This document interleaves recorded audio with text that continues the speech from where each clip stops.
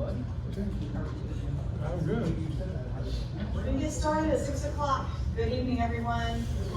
Calling this meeting to order of the North Harris County Regional Water Authority. It's December the 1st, 2025. Merry Christmas, and thank you for being here, and thank you for those that are online.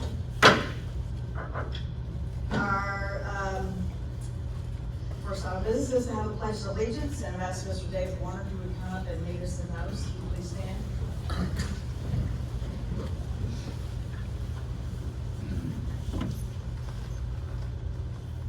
Pledge allegiance to the flag of the United States of America and to the republic for which it stands, one nation, under God, indivisible, with liberty and justice for all.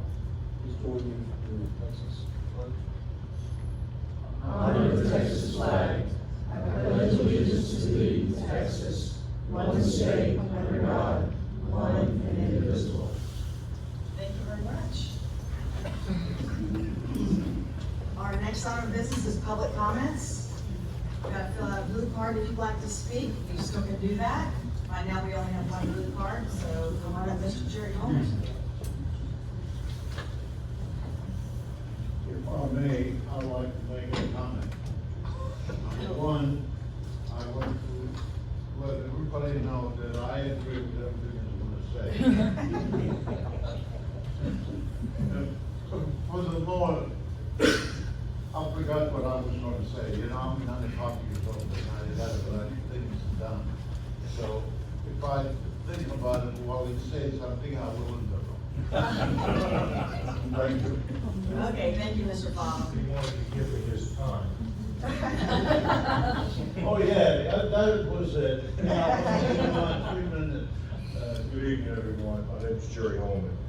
The primary mission of the North Harris County Regional Water Authority is to secure a long-term supply of quality surface water and to facilitate the transition to surface water in compliance with the Harris-Galveston Subsidence District requirements.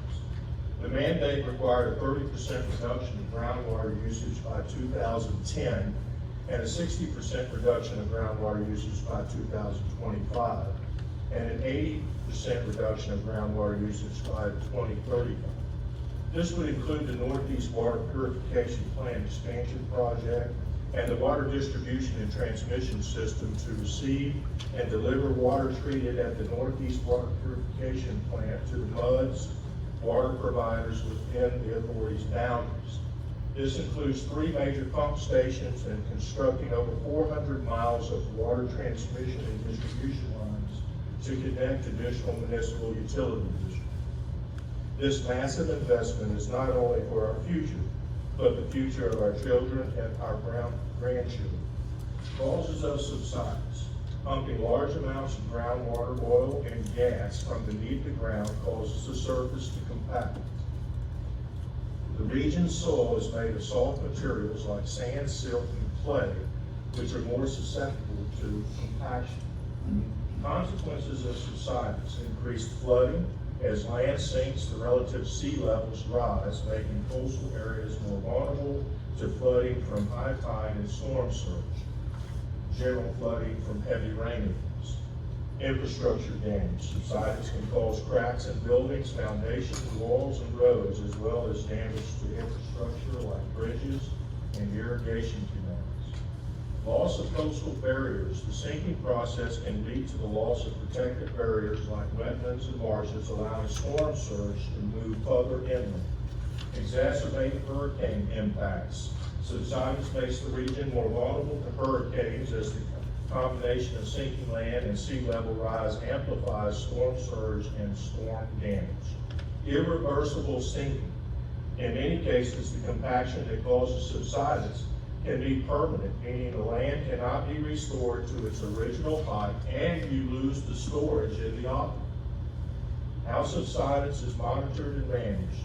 Monitoring scientists and engineers use satellites, GPS stations, and ground-based surveys to monitor subsidence rates and track changes in land elevation. Management. Sustainable groundwater management practices are crucial for minimizing the impact of subsidence caused by pumping. Mitigation strategies include better groundwater management, urban planning, and reducing the resilience or reliance on groundwater for water supply. I encourage this board to approve the presented CIP and the budget tonight. Thank you for your time. Thank you, Mr. Hunter, for all the information. Okay, anyone else have a blue card filled out? Going once, going twice? Okay, next up is a message from the president and board members. Anything on this side? Anything on this side? Okay, well, I don't have a big long speech prepared, aren't y'all glad this time? I am wondering about moving up agenda item 7 before 4 and 5, or before 5 and 6, but, I don't have anything tonight. Thank you all for being here, and, we'll move on to agenda item 4. Approving the minutes from the November 3rd regular meeting and November 18th special meeting. Did everyone get a chance to review the revised minutes that came out before Thanksgiving? Do I hear a motion to approve both of these? I'll make the motion to approve the Thank you. Any discussion? All in favor say aye. minutes. Aye. Thank you, motion carries. Next up is agenda item 5, adopt the proposed budget for fiscal year 2026, ending December 31st, 2026. Motion. We have a motion to approve the budget. We have any discussion on it?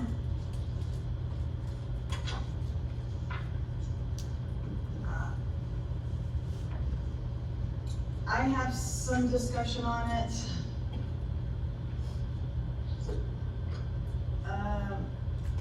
We've seen received the high-level version of the budget.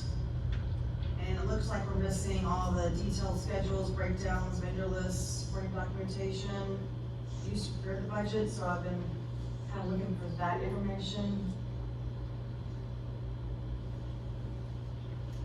And I'm wondering, maybe our general manager can answer, our operations and maintenance is $36 million, and I wonder what the details are behind that.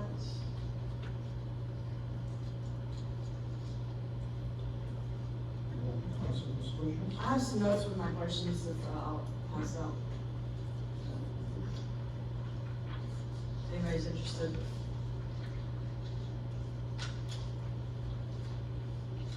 These are, well, between the holiday and having a cold, I haven't really had a chance to finish looking at the budget. I did come up with some questions. I've emailed you copies.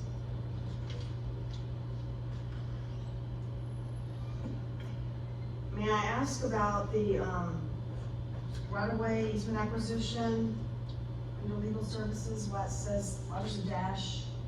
Where's that number listed?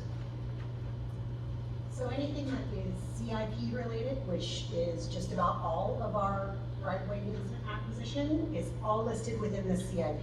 So it's all specified under each of the project series. So when we went through the different project series maps that were up there, so we have right-of-way costs, so for the legal support for it and the right-of-way consultants, that's all part of what is listed in the CIP. So is the actual land acquisition cost itself is all listed in the CIP. So all of those would be in the CIP budget, not in the operating budget, which is why the operating budget wouldn't have that line item. So it's all wrapped up into that $36 million? No, so all of the CIP book, so that separate CIP book that you have. Oh, I'm sorry, yeah, that's another, that's G, so that's, listed stuff. Yes, yes, so that book here though, you would have in the booklet that we gave you, there would be a line item in here that's called acquisition, that summarizes, so for fiscal year 2026, there's roughly $57 million budgeted for acquisition for the CIP in fiscal year 26. It's 57 million? Correct. Out of the 407 million that we discussed at the workshop 4 weeks back. Now, I received a question at 2 o'clock this afternoon, so I don't have time to sit down and listen. to answer all your questions. But I can tell you that all of your questions has been either previously answered or has been explained in detail during the workshop. And that's really what the workshop is doing.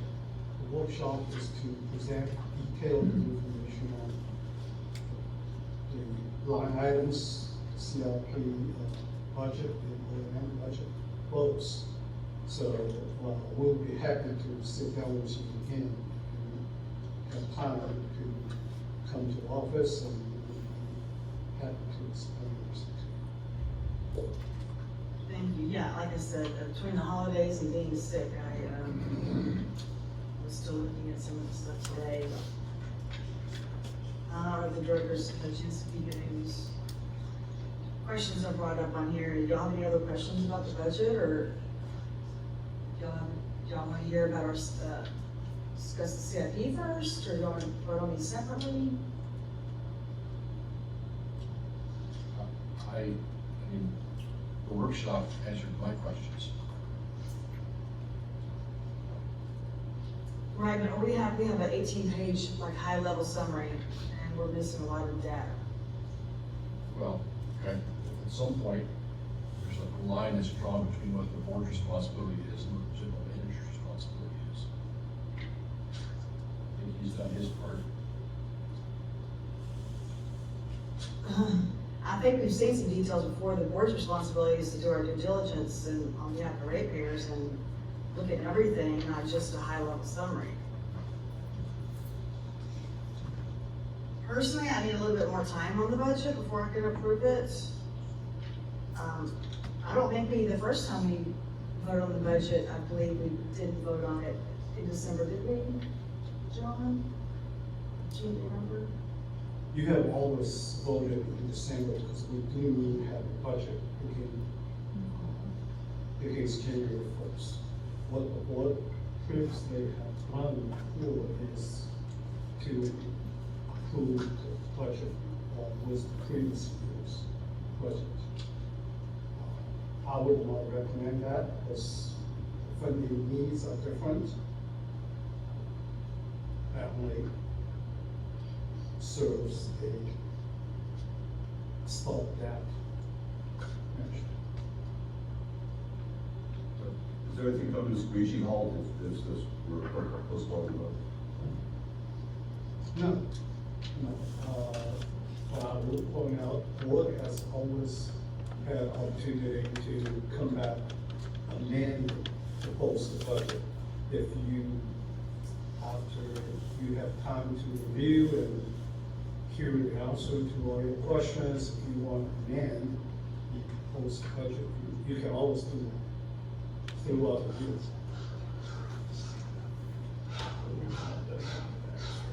No, you have not.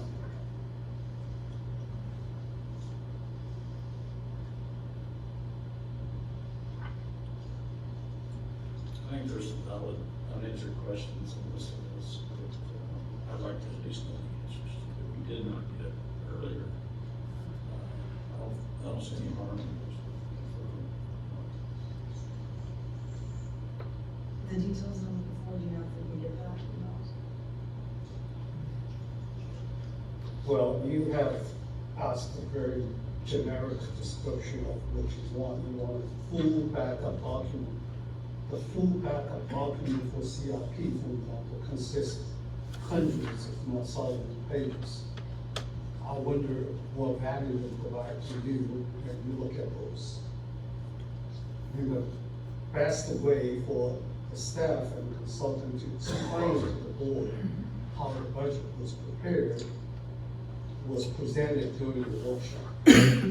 Presented what approaches are, the methodology we used, and all the information that needed is presented during the workshop. So if I just simply give you hundreds of pages of CIP backup document, it wouldn't mean anything to you. And you're asking what value it would be to me? To know I'm not what makes asking up the, what value, I'm asking what you can do with that information. because you wouldn't understand. Really? So the O and M, $36 million, you don't think we need to know at all? Those are actually included in the packet. We currently did not find, In the 18 pages? I don't know, the 18 pages, but it's in the packet. Okay, what about management services, $3.87 million? Again, Madam President, if you want detailed information, I would be happy to sit down with you, provide those information, explain that to you. All I'm saying earlier is that simply by provide information to you without explaining them to you would not help to understand. So board, do you want to approve this and then we can amend it later, or what is your mind? I prefer. I don't think the world ends if we go it up. Are you looking to also look into some more details? Or? Yeah, I mean, there's some information that really would be nice to have this. So, Okay, we've got a motion to approve, but I believe a motion to postpone. What's that? I'll make that motion. Okay. Rick Ranges moved to postpone approving the budget till our January meeting. Any other discussion? All in favor say aye. Aye. Any opposed say no. No. Any abstentions? Aye. Which way, Glenn? okay. Okay, 3 to 1 to 1. So, just to make it clear, the board did not approve the proposed budget, which means we will use last year's CIP and using the board approved spending budget from last year to continue the operation.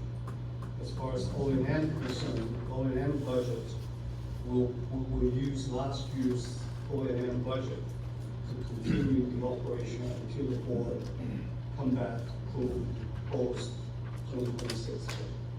I'll make that very clear. Got it. Okay, so we postponed and approved the budget. So next up is agenda item 6, adopt a resolution approving and implementing the 2026 to 2030 capital improvement plan.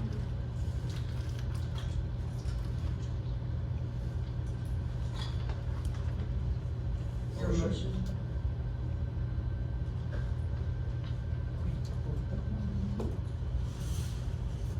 So, I also have some questions about our CIP, if you don't mind passing that along.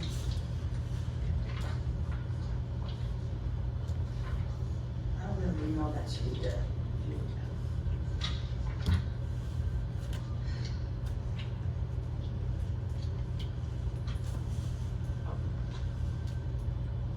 I kind of would like to have heard it from our rate study, before we discuss or try to approve the CIP. Well,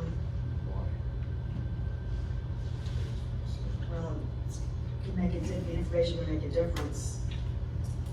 Let's see what I'd like to bring up.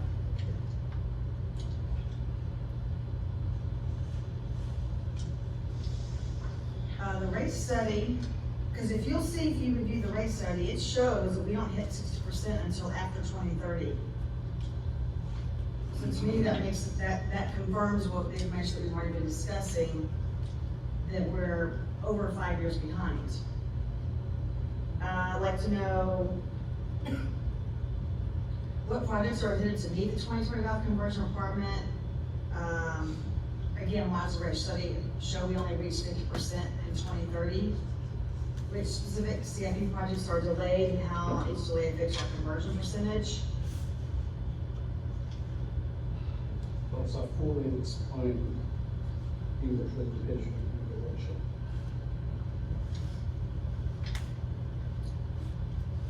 There's a specific chart indicate which projects will be completed when and how much will contribute to 60% conversion. And regarding Tomball, and the issue that we heard when the mayor was here, and our city manager, they're in our CIP to start doing what, the route study? Yes. And have we considered like the cost of that? We certainly will evaluate. Road I'm sorry, finish it, Mr. Chair. Road study is part of the reason we have to do that.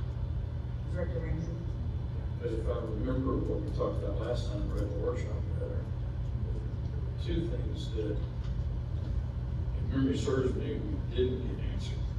One was what the cost of bringing water down from perhaps Waller or Montgomery County would be as an alternative. That study, and that was not part of the CIP, as I recall. The second was, what could we do to eliminate the 4 o'clock in the morning peak? And I guess by extension, we didn't talk about this at the workshop, but respectfully, it looks to me like we have a habit of overbuilding, a lot of overcapacity. Poster child on that is the Northeast water purification plant. We have 320 million is that capacity, and we would never use that in 100 years. And if this 4 a.m. peak can be mitigated by other means, and end up with smaller pipes, smaller pumps, lower electric bills, et cetera, et cetera, et cetera, I think that's something we ought to include. And maybe that could be worked into the study of the alternative sources that we have in Waller County. I think that's unanswered and should be answered before we go too much further. Would that be for the water authority to look into alternative ways for to get water, or would that be more Tomball themselves to look into it? Be leader, I suppose. I would expect it would be in cooperation. Yes. So I don't think Director Ramsey's statement is entirely correct. Because if you may recall during the workshop for the master study, our consultants clearly stated that after reviewing the demand, we not only have excess capacity at the Northeast plant, we did not have enough capacity at the Northeast plant. Therefore, we are start looking for additional water supply sources. So I think there may be some misunderstanding there. My recollection was that we were looking at whether there was more cost-effective ways to get the top off, as opposed to where it would be originally planned. Well, Tomball doesn't need 20 million gallons a day. What consultant now recommend doing or after the master study is that we need additional 20 MGD capacity. And that's why they start looking for alternative water supply source. And they identify 3 options. And Tomball, whether they get water from, whether the authority get water from either one of those 3 options, it doesn't matter. They will get water from us. And we will have enough water to give to Tomball to convert.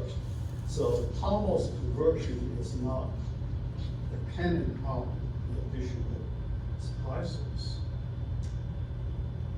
And that's what my understanding too, was that the additional supply sources, if we need anything more than the 320 million gallons, it'll be much in the future before we. That's right, they were looking at 2040. So to clarify, we only have 144 MGD capacity out of both plants. So At the moment. Period, total. For in perpetuity, that is currently what you're contracted for out of both plants. Okay. So you only have 144, you need about 165 is what you need.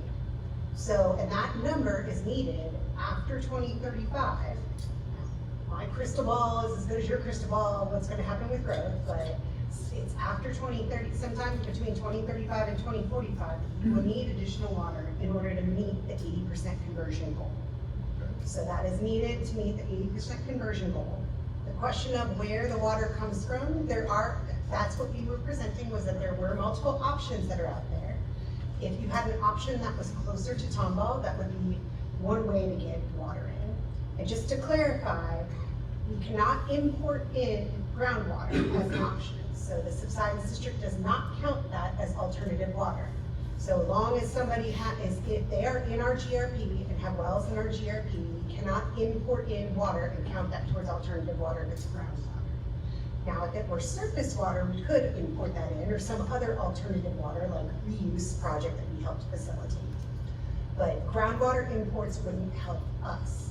Now, if somebody were to go and create their own water supply outside of the bounds and leave our GRP, that would be another thing that people could have destiny and control over.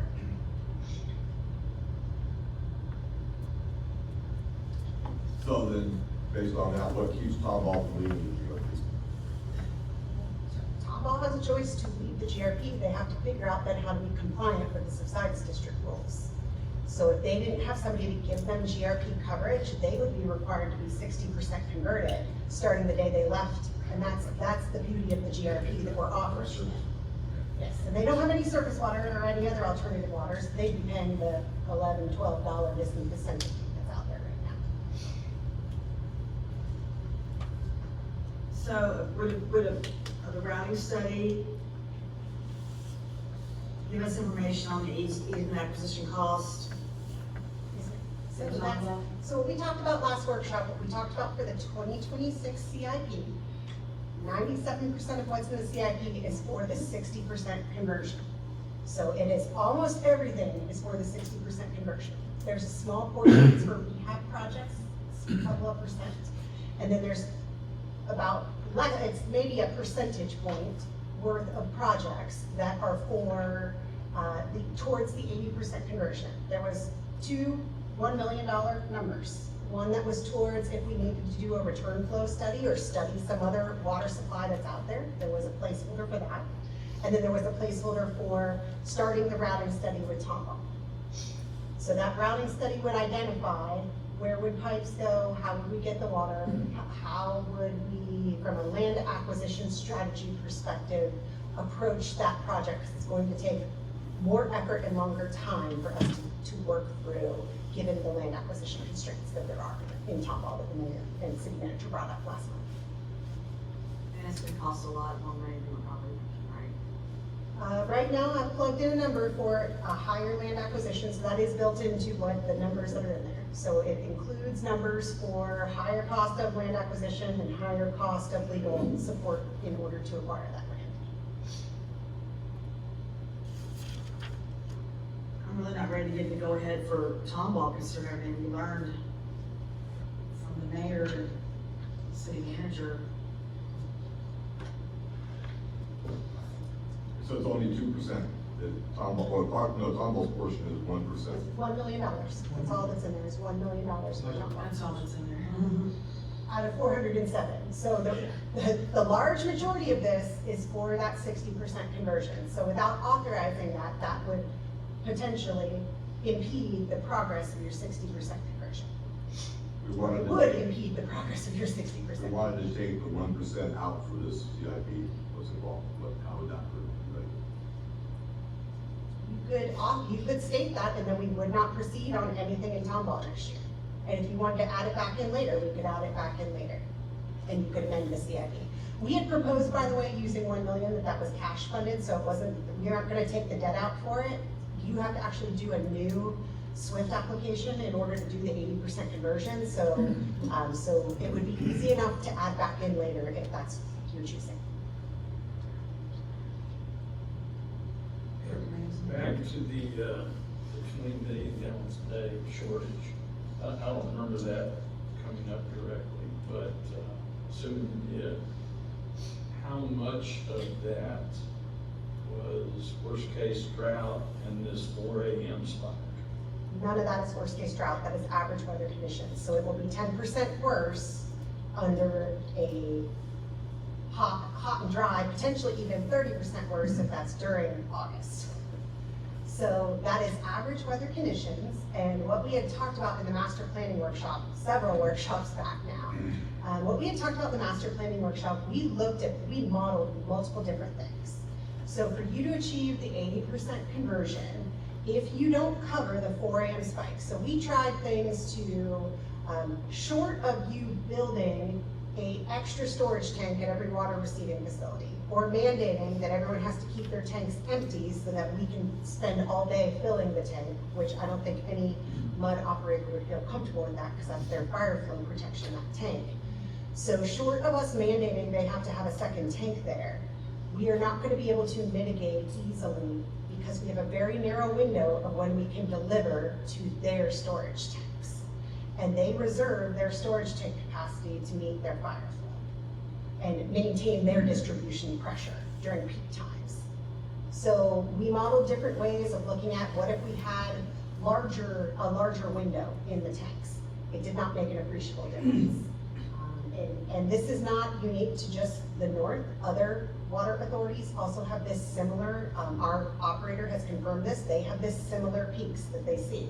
That it is largely a folks doing irrigation. From a policy perspective, I mean, there are things that you could think about from a policy perspective, but that's then implementing, do you want to mandate when people rewater their lawns?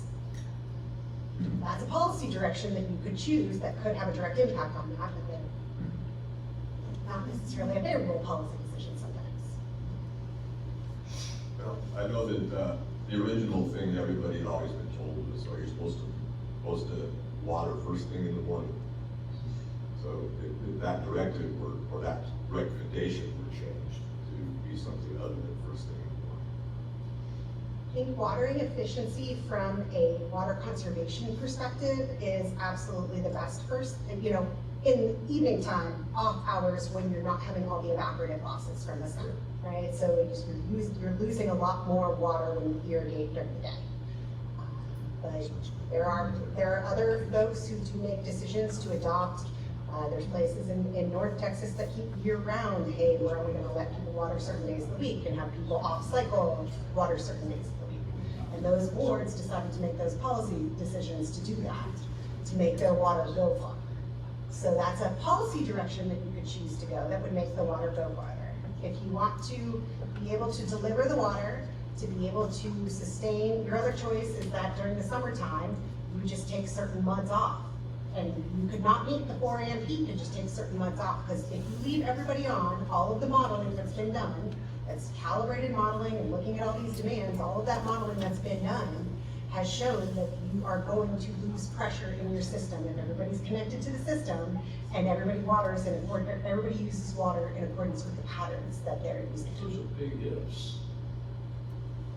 Well, I I don't. don't think you crank in We look at pricing actual signals. data. Pricing signals. So, and that's absolutely a possibility that people could utilize water differently based upon water demands. And that is something that you could go and reevaluate. Do we still need, is it 5 MGD? And if it's 5 MGD, you might be able to squeeze that out of your existing pipe. And you might be able to, maybe there's somebody at Northeast that wants to sell 5 MGD capacity since we only have 144. And to your point, Director Parker, there is 320 there. Maybe somebody has an extra 5 they're willing to sell.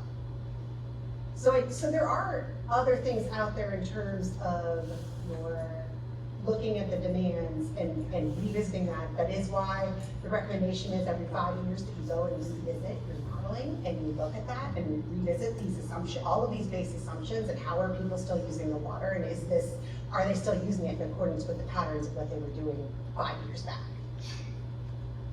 So if we wanted to make the policy, just for example, to even that out, where we say that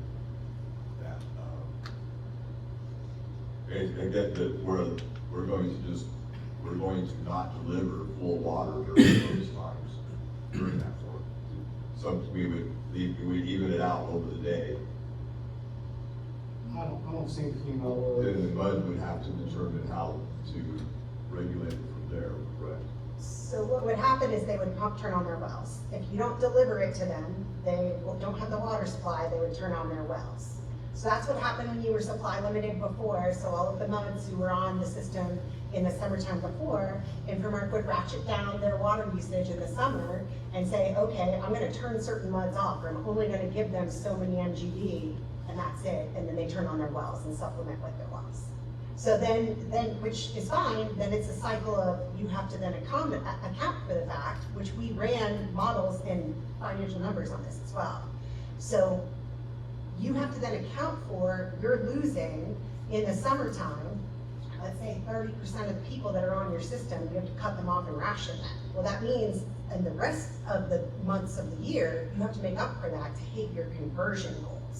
If it weren't for conversion goals, you could ratchet them and it'd be no big deal. They could turn on their wells. It's the conversion goals that then are what trigger the need to have the additional water. So again, it's a regulatory issue. Sure, your whole program's driven by regulatory. Or the system's driven by regulatory. And I want to really point out to the board that all the enabling legislation did not give the soil the power to regulate the MUD's operation. So we cannot tell MUD how to operate their system. We don't have that power. Okay. Well, But we control the input, so we have a lot more power than we think. Well, as Andrew said, you can shut off the valve and reduce the flow. But what happened is, like when we don't have enough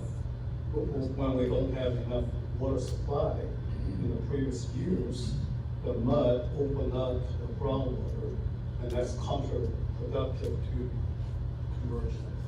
And also the MUD will not like that. And if they don't like that, then what they do is they will shut down your surface water completely, because they don't like to use mixture water.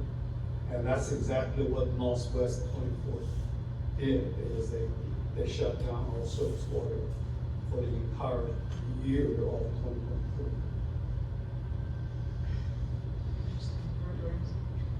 Yeah, respectfully, I've lived out here my whole life and we've dealt with droughts.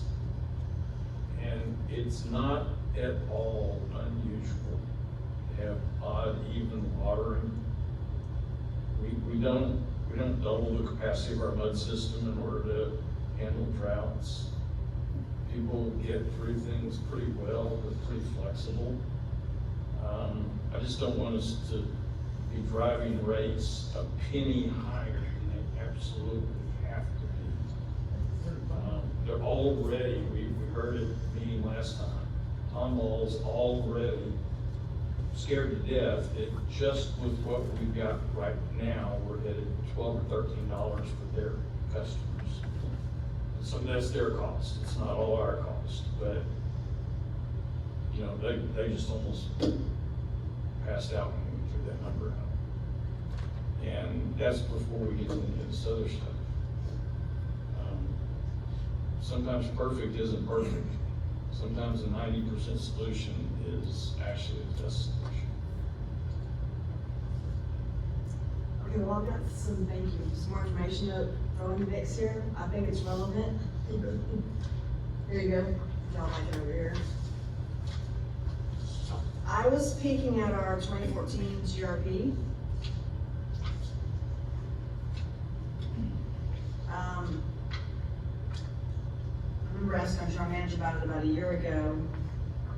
We designed it and submitted it for approval. And, there you go. So yeah, we're speaking of revisiting the modeling. If you'll look at this, I've handed you guys, there's several points I'd like to make. Again, I think this is important before we vote on this CIP. Our ground reduction plan says the conversion goals are not fixed. Our own 2014 ground reduction plan clearly states that the conversion goals are subject to change as conditions change. We are now at least 5 years behind the assumed schedule. It's both reasonable and responsible to revise the plan rather than pretend 2014 assumptions are still valid. The 2014 plan was built on timelines we know now are wrong.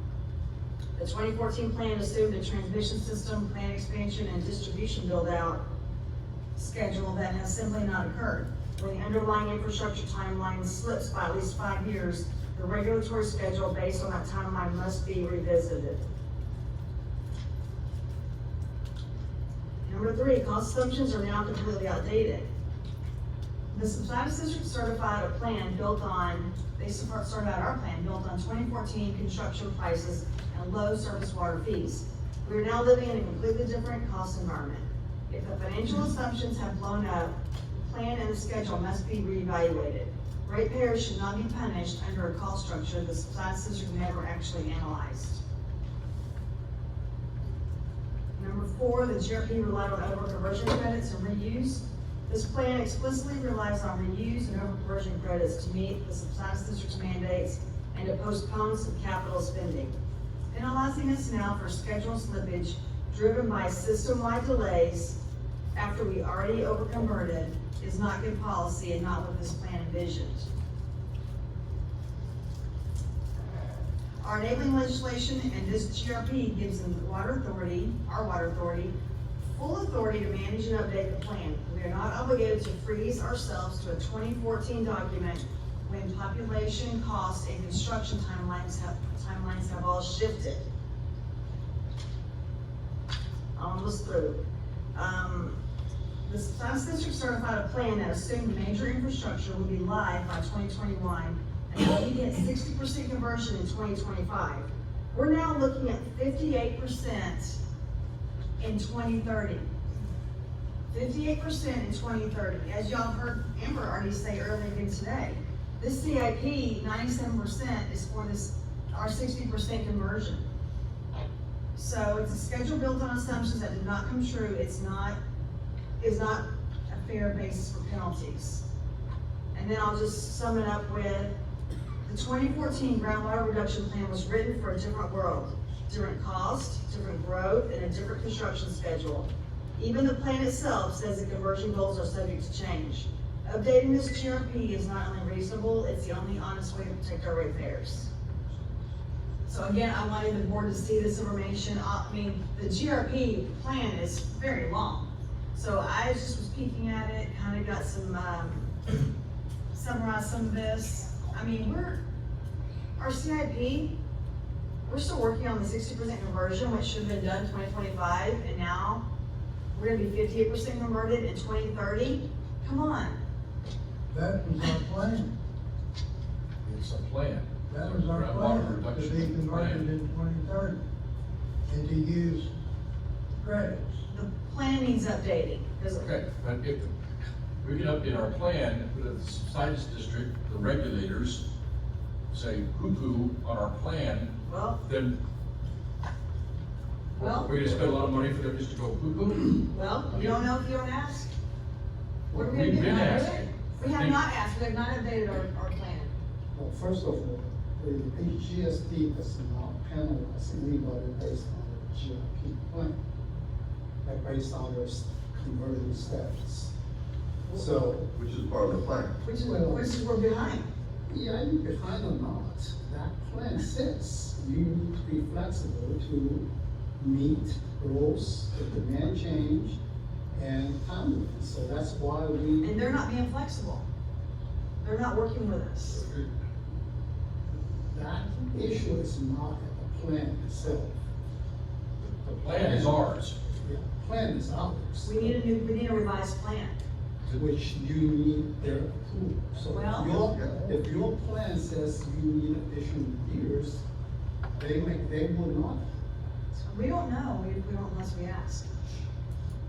They've heard us, yeah, I know, and you went and spoke at their meeting in November, and all they said was is buy education credits.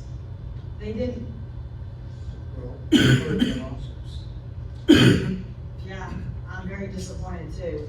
Well, we've purchased education credits before, and it's a total waste of money.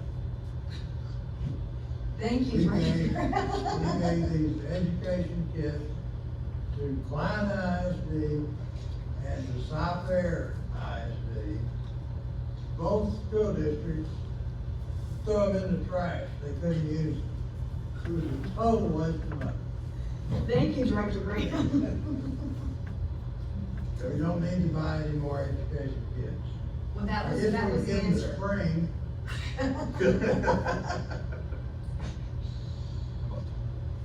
I'm all, they could probably use some, they haven't tried them. The point is, and I brought this up a long time ago too, that I would like the board to know that we can revise our GRP and then let the subsidized district tell us, sorry. You know, this is backwards, we're 5 years behind. And credits isn't gonna solve subsidence. Matter of fact, what else do I, have I mentioned in here? If you look on page 3, regarding the CIP questions, I've got some stuff regarding Tomball.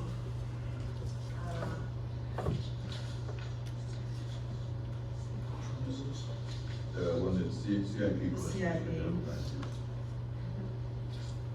I think we need more time to decide what about Tomball. We heard from the manager and the mayor and the city manager. I think this is gonna cost a lot more than we think.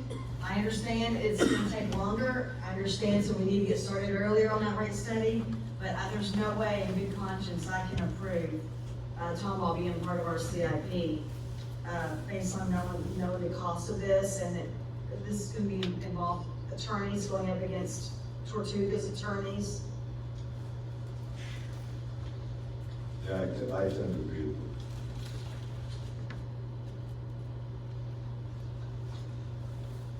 Anyway, I've got a lot of questions in there related to Tomball.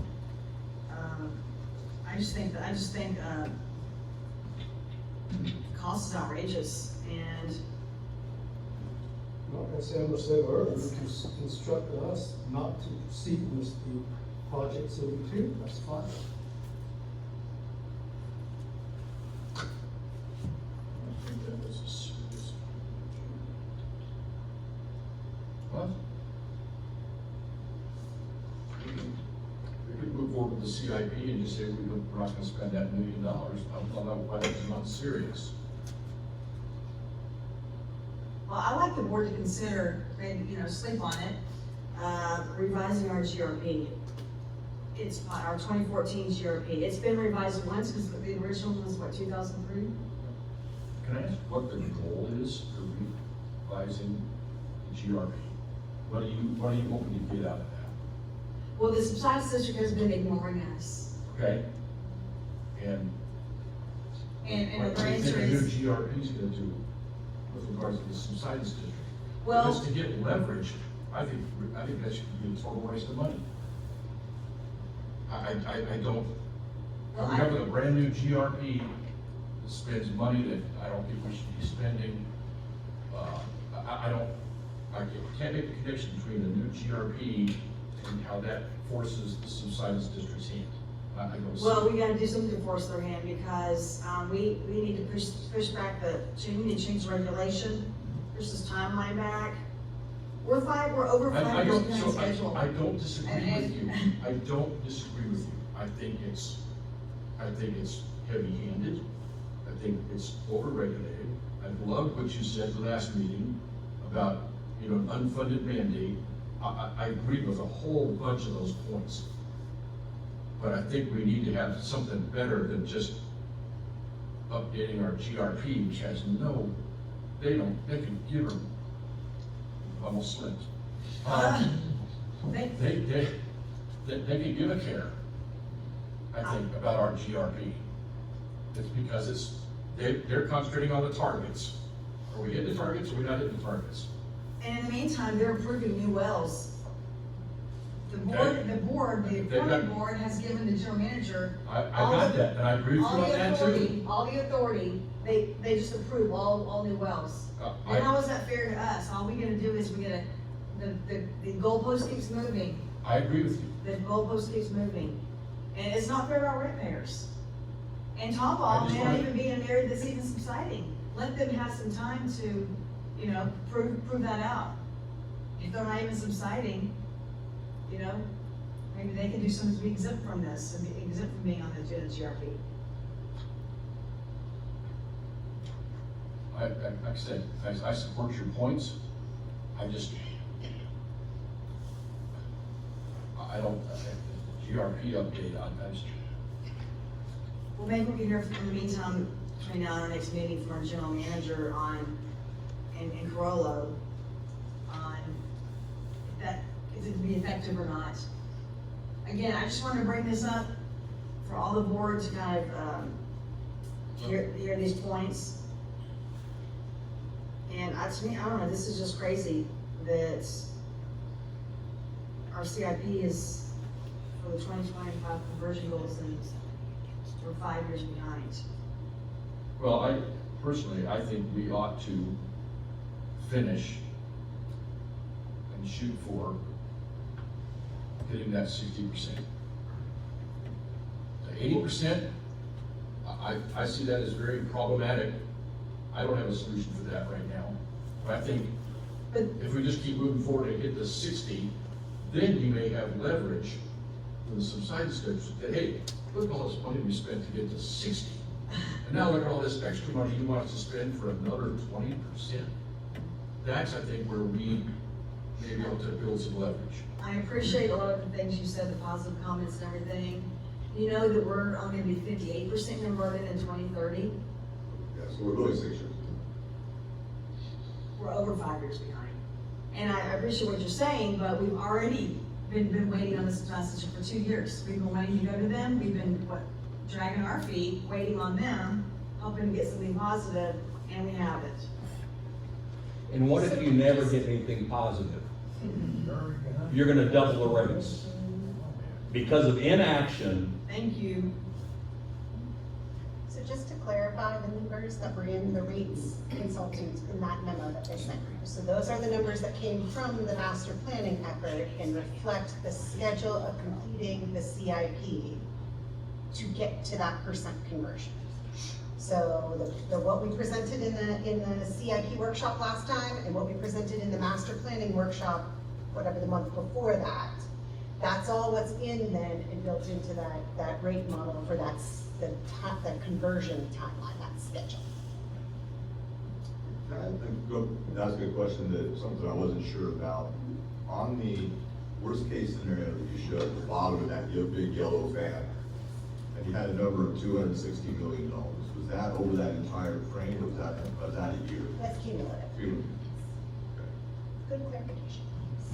So my point on this DRP plan would be that I think that spending something to potentially get a move so we don't have to spend $260 million is money well spent.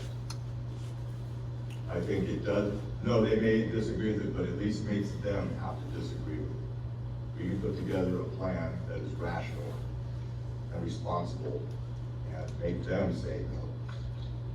It's not particularly a lot of leverage, but at least they have to put their flag in the sand that they're saying no.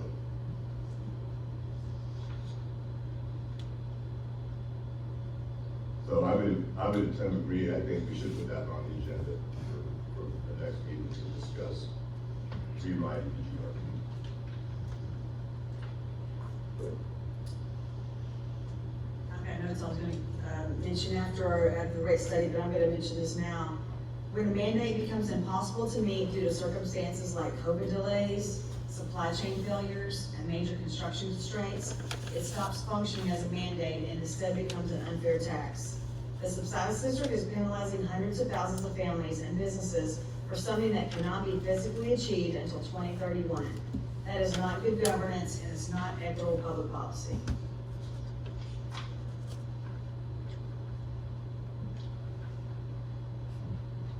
I'm kind of the mind to, I'm gonna leave Tom Ball out altogether, but I'm kind of the mind to maybe wait till January if we're gonna wait on the budget till January for the CIP in January, but I still wanna leave Tom Ball out of it, Director Ramsey.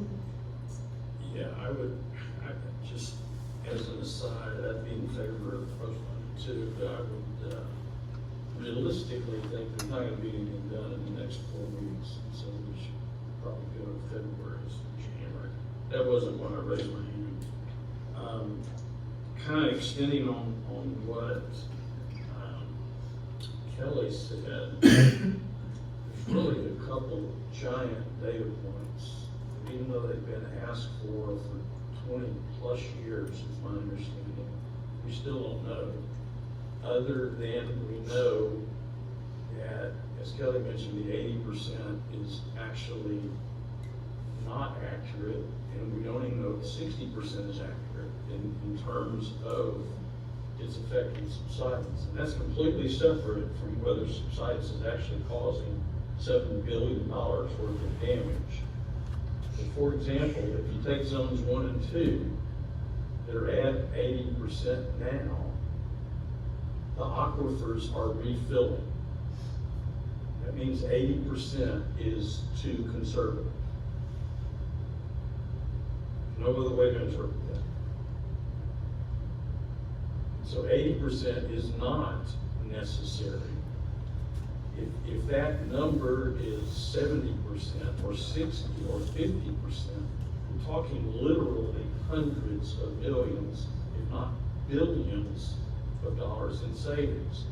And yet for 20 years, various people have asked for and not received the data from Harris Galaxy.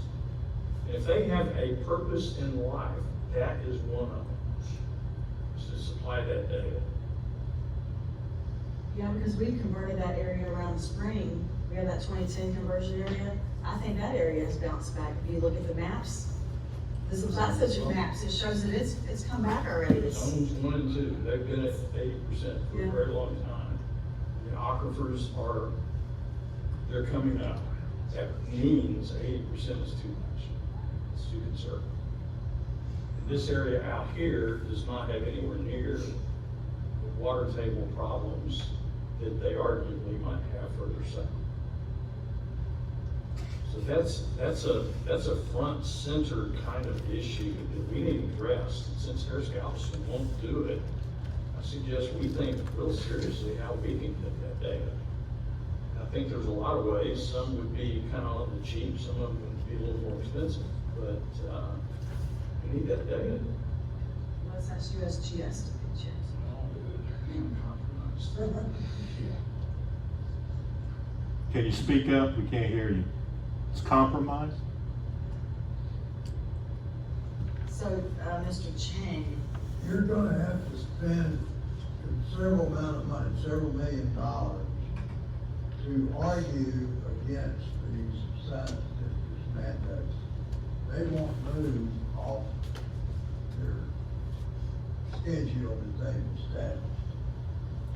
You're gonna spend several $1 million to argue against it, and your chances of winning are less than 50%. I'll take 50%, to spend 1%, to spend 0.1%, and with the chance to get a 50% return, I take it every day. yeah, I like to fight, right? We're here to stand up for the ratepayers, right? They can't afford these fees are paying. Mr. Chang, if we were to not approve the CIP tonight, are you saying February because of the Christmas holidays? And it's gonna be the same thing as this month, this last month, nobody had a chance to. Nothing gets done in the last 2 months of the year, in most any things. If we were to put this off until February, how detrimental is that to these projects? Well, as I stated earlier, the CIP, the board approved last year. So we will still be able to fund projects until the fund is exhausted. And Tomo is in our CIP from last year, right? Humble was in the CIP last year. So we could vote to remove them if we were to, You can vote on that anytime. so I don't want to just vote to, if we were to postpone this until February meeting, I want to also include removing Tomball out of our current CIP. Because because I don't want that rate study to start, the route study. If other directors agree. Just give me the direction. So I guess the first motion is to eliminate Tom Ball from both last year's and this year's rate study. Yeah, sorry. So what's the mayor this evening, Mayor Tom Ball? They're gonna Just be, looking for public reception. they're gonna be thrilled. Yeah, they'll be thrilled. They've already warned us of the cost of it, they don't believe they're subsiding. They're gonna be thrilled.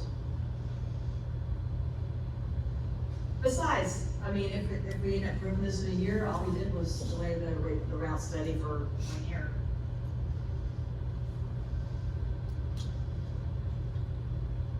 So we've got a motion to take Tom Ball out of the current CIP they were working on, and this CIP, 2026 to 2030 CIP. Okay, so that motion to remove them is on the table. Any discussion on it? Board director?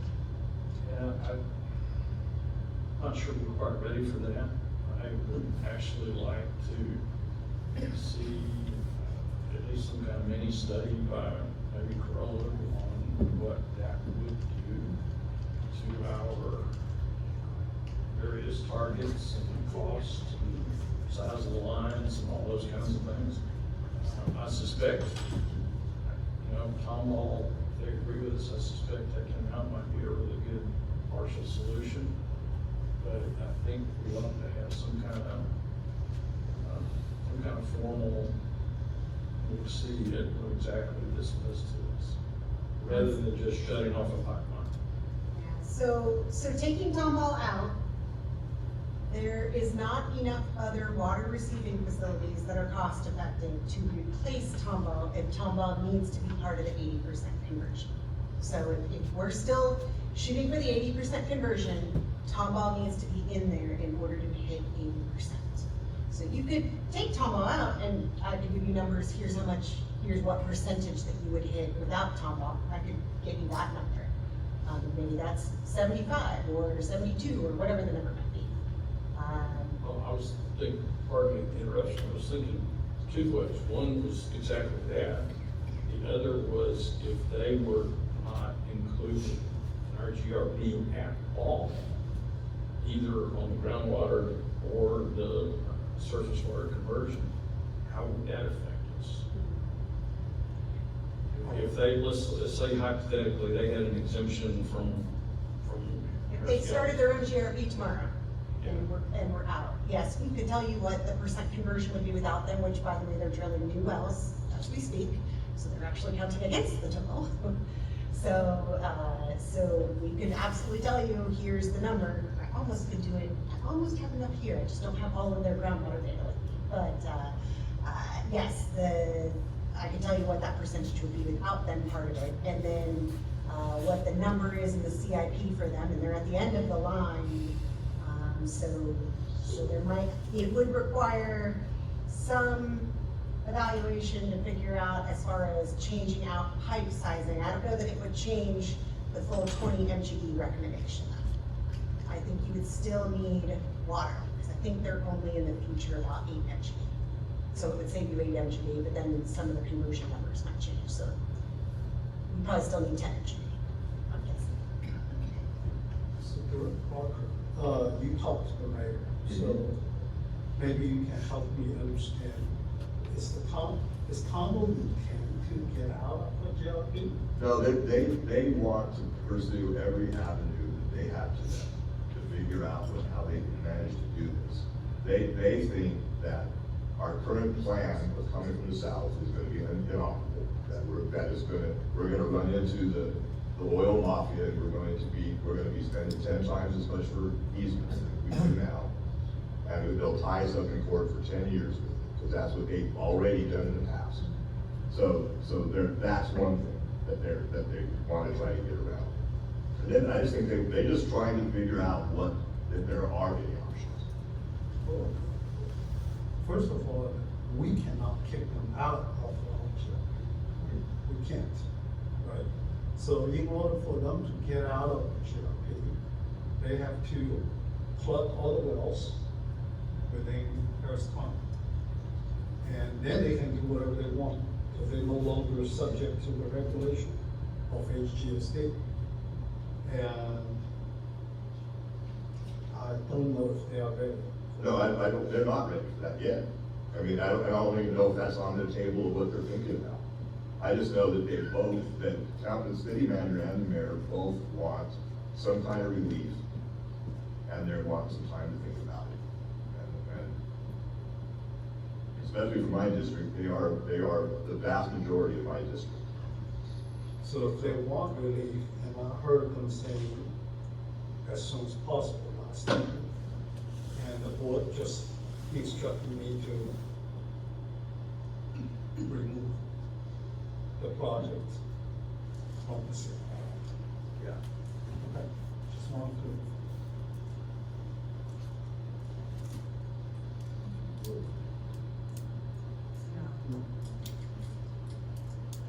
Director Ramsey, which way are you leaning? Any more comments on this?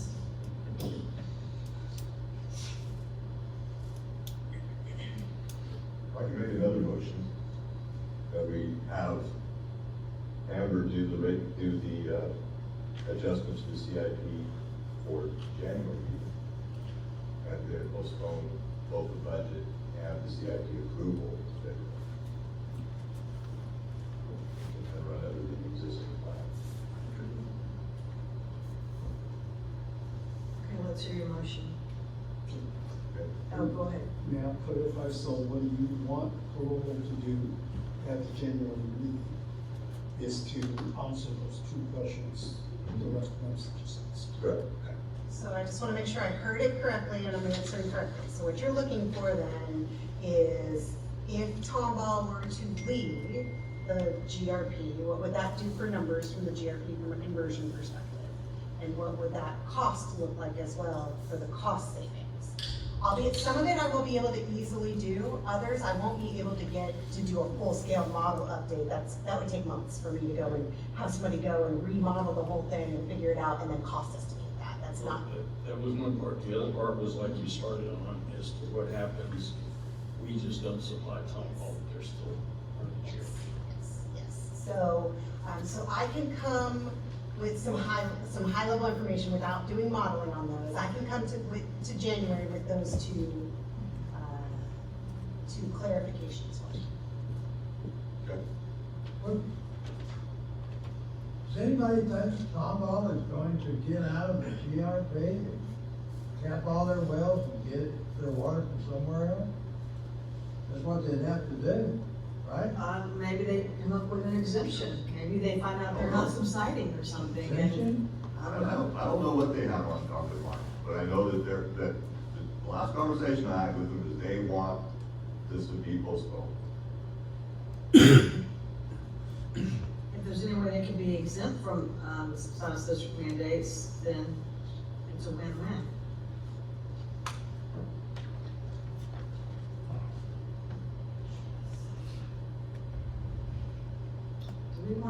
Do you or Amber want to repeat the two things that she's going to be doing? Okay, so what happens if we take Tomball out? What does that do to percent conversion and what would we take out of CIP? And then the second question was, but that's they stay in the GRP, and what if they weren't in the GRP? So essentially, what does that look like for conversion in dollars in the GRP or out of the GRP? And I'll have to come up with some high-level stuff on what that looks like for those supply options. Without doing modeling, I'll try to come up with a high-level order of magnitude number for y'all. So what she said, that's the first part of the motion, and the second part of the, and I'll add in that motion also that we postpone the approval of the CIP and the budget until February. Well, the budget we already handled, right? We already voted on that. Okay. Yes. So the motion that David's making is to have Amber come back in January and do some high-level work she's gonna do on Tomball leaving, if they stay, and conversion, what the conversion looks like, and then also to postpone the approval of the CIP until February. That's the motion. Does anybody have any questions on that? Any more discussion? All in favor say aye. Aye. Any opposed say no. Any abstentions? Director Graham, you were aye. Okay, motion carries 4-1, 4-0-1. Okay, thank you, everybody. Next up is agenda item 7, the rate study review. We have some guests with us. So, in June this year, the board approved me to put out RFQ and selected a rate consultant to do a rate study, because the authority has never done a rate study since it was created. And so we engaged Raptalis to perform a rate study. And they have really expedited this, as based on their original proposal. Their rate study will not be complete until at least January. But since the board has repeatedly asked for their report, they have really expedited this, and so they agreed to present to the board in December.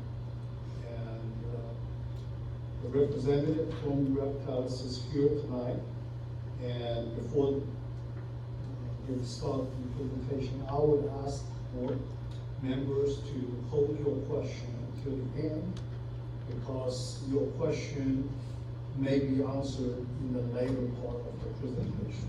That way we can move the presentation along. It's pretty long presentation. Angie? Thanks, Joe. Can everyone hear me okay? Yep. Okay, Chair and members of the board, I'm Angie Flores, and as June mentioned, I'm with Raptalis. Just a little bit about Raptalis. I know probably most of y'all have not heard of us. We are a nationwide firm. We do financial and management consulting all across the United States. We've worked with quite a few agencies in Texas, just kind of all over Texas, from Wichita Falls down to the lower Rio Grande Valley and over to the Houston area, as well as all the way to El Paso. So we do quite a few studies here in Texas, and so we're excited to be here. So this is my agenda. I'm going to start with the objectives of the study, go over the financial policies, which I believe you have the financial policy memo in your packets. Then I'll go through the financial assumptions and the financial plan. And then finally, we've got some rate study recommendations, and we can go to Q&A. So this is our team. Again, I'm the project director on this study. I've been in the water and wastewater utility industry for over 30 years. Been a consultant for 12 years now. Before that, I worked at the Lower Colorado River Authority in Austin, so I was there for 12 years. So that's just a little bit about myself.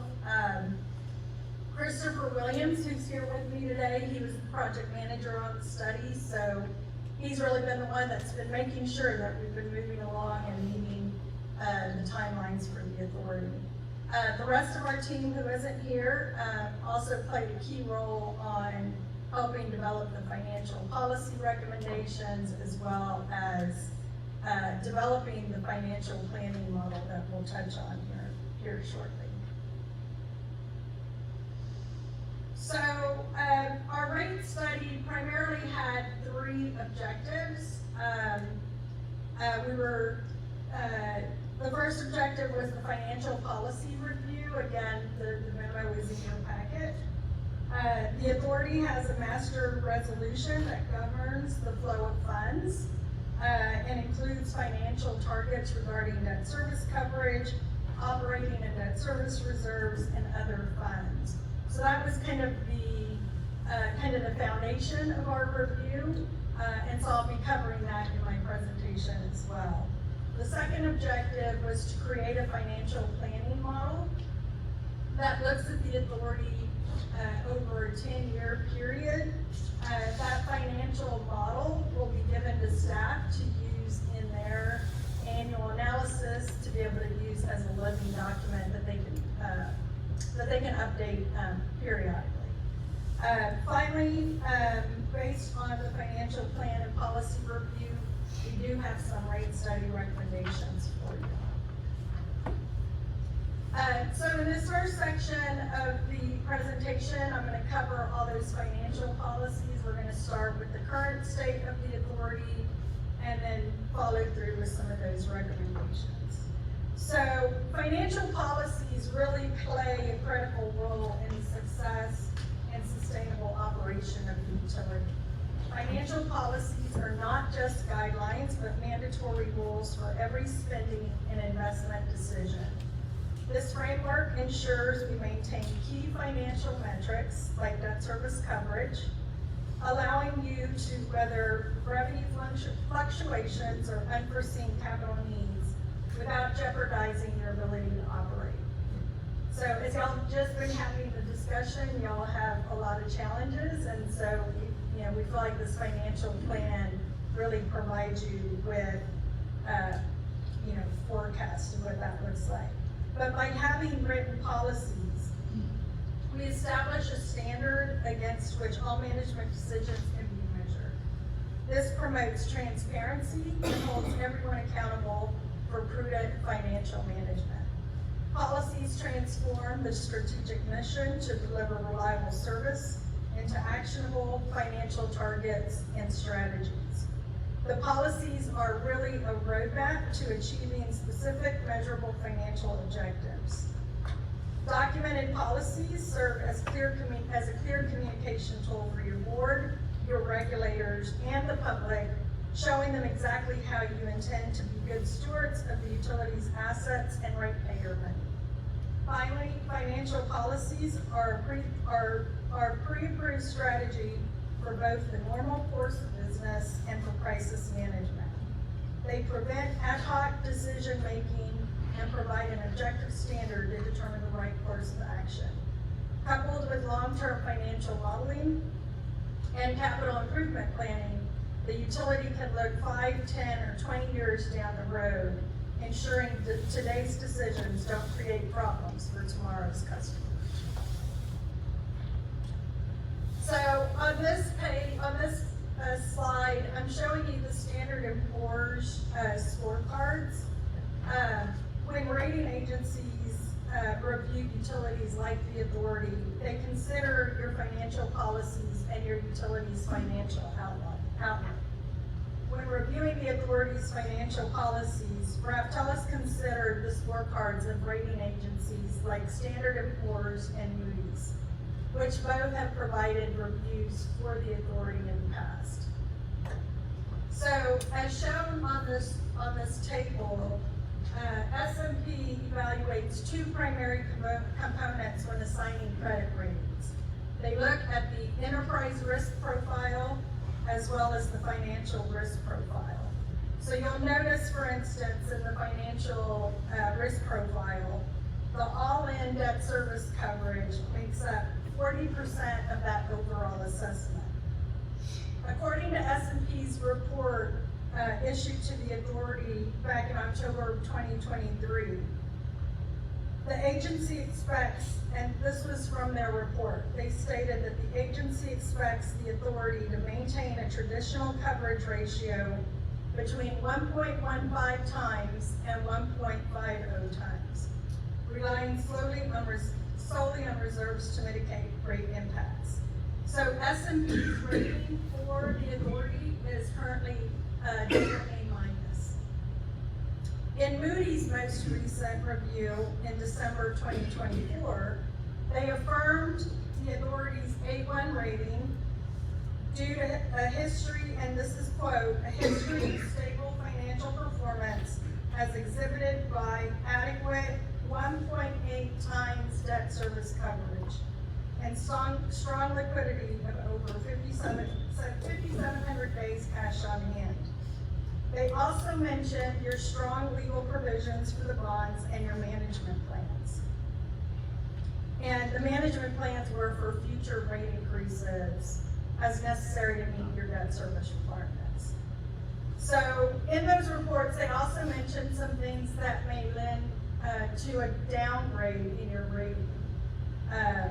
And those included lessening the days of cash on hand, a debt service coverage that is below 1.25, and a failure to maintain your cash reserves. So one point that I'd like to make, and again, we'll go over this further on in the presentation, but based on our current financial plan forecast, we are showing that your traditional coverage, and again, I'll also explain what that means in more detail, but it's projected to fall below 1.0 times in 2026.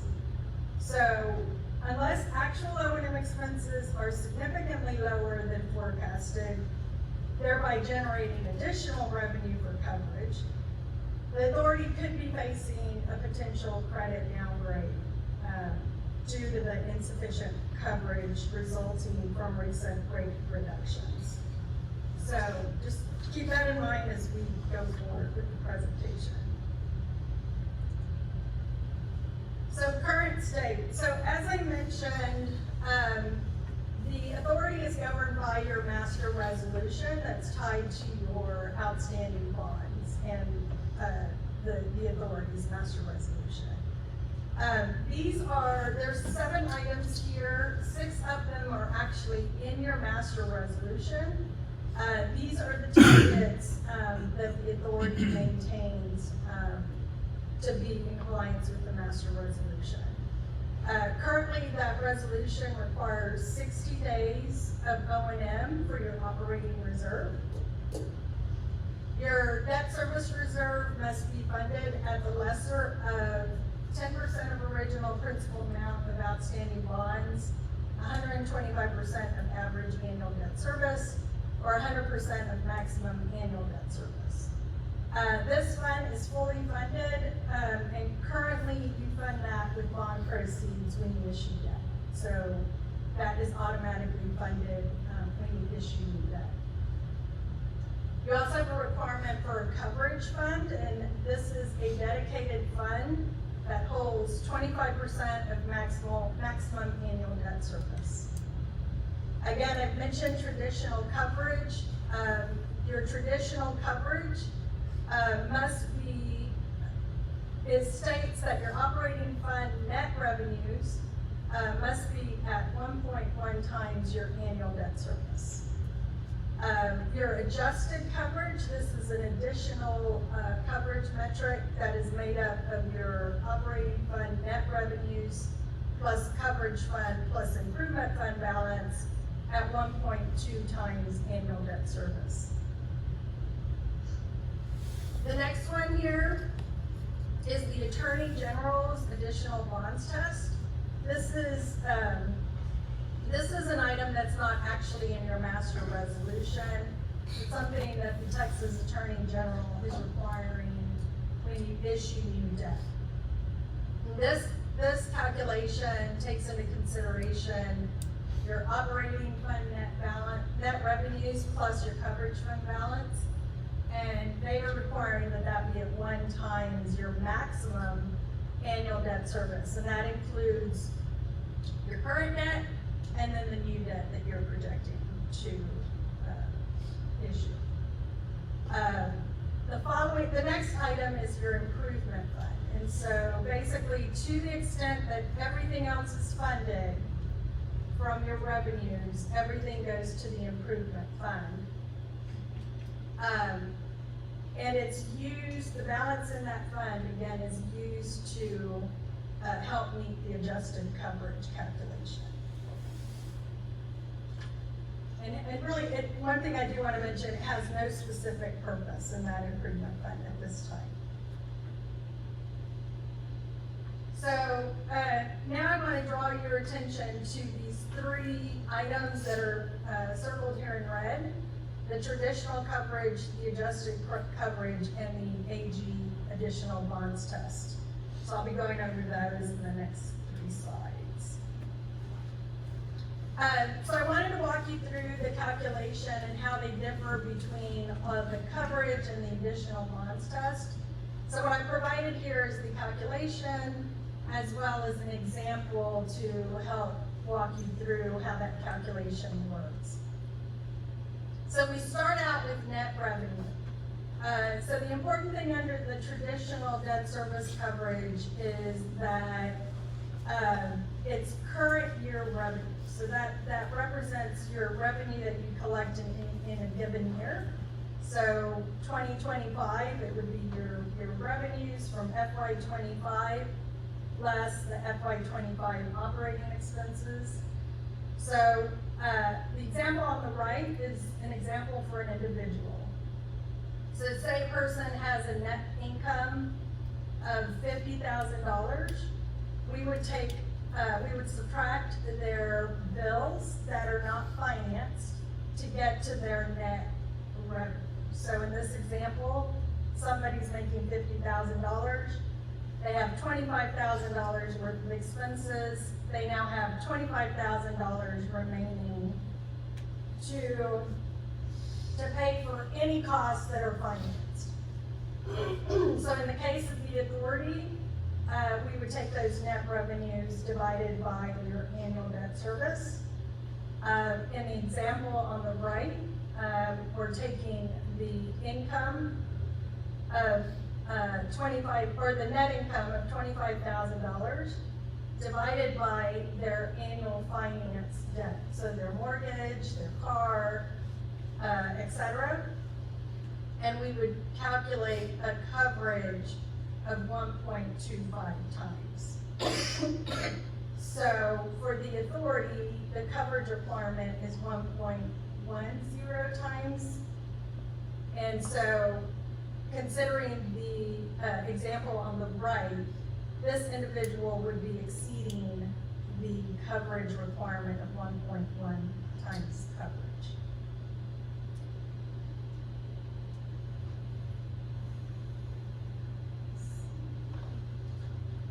So this is the adjusted debt service coverage. So the adjusted debt service coverage, again, in your master resolution, provides for a different calculation than the traditional coverage. So as I mentioned before, the traditional coverage considers your current year revenue. The master resolution allowed for an adjusted debt service coverage, taking into account how new you were as a utility. And so obviously you didn't have all the years of revenue because you were a newer utility, you were issuing debt as a new utility, so you didn't have that credit built up. So there was an acknowledgement that you wouldn't necessarily meet that traditional coverage right up front. So they allowed for an adjusted debt service coverage. And this difference was approved by the rating agency. So they are fully aware that this is in the master resolution. So with the adjusted debt service coverage, you're able to take into account not just the current year revenue, but also the balances that you have basically in some dedicated funds, which are the coverage fund and the improvement fund. And so for this adjusted calculation, we're taking the adjusted net revenues less your operating expenses. So in our example on the right, we're taking that net income for the year plus 2 savings accounts, essentially. And then we're subtracting the expenses that are not financed. So in this example, the net income plus the 2 savings accounts is $55,000, less the expenses of $25,000. Now, instead of $25,000 like we had in our previous example, now they have $30,000 available to use towards that debt service coverage calculation. So here, we take those adjusted net revenues divided by debt service. Again, in our example, 30,000 divided by 20,000. Now you have a debt service coverage ratio of 1.5. The master resolution requires a coverage requirement of 1.20. So in the example on the right, we're exceeding that because we actually have 1.5 times adjusted coverage. So I will say that while this was acceptable by the rating agency in the past, traditional coverage is really what rating agencies look to utilities to have. And so keep that in mind as we go through the presentation.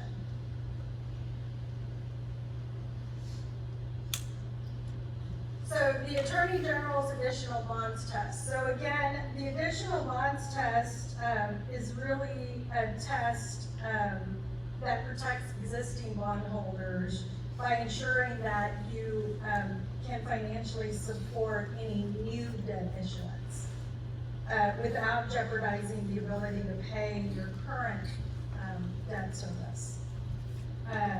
So in this case, the Attorney General is asking for a little bit different calculation from the adjusted debt service coverage. So they've said that we would like you to have adjusted net revenues that are only your current year revenue plus your coverage fund balance. And then you subtract operating expenses. So again, the example on the right, in this case, we're using the annual income plus one savings account versus two. And so in this example, now it's $55,000 less $25,000 gives us $30,000.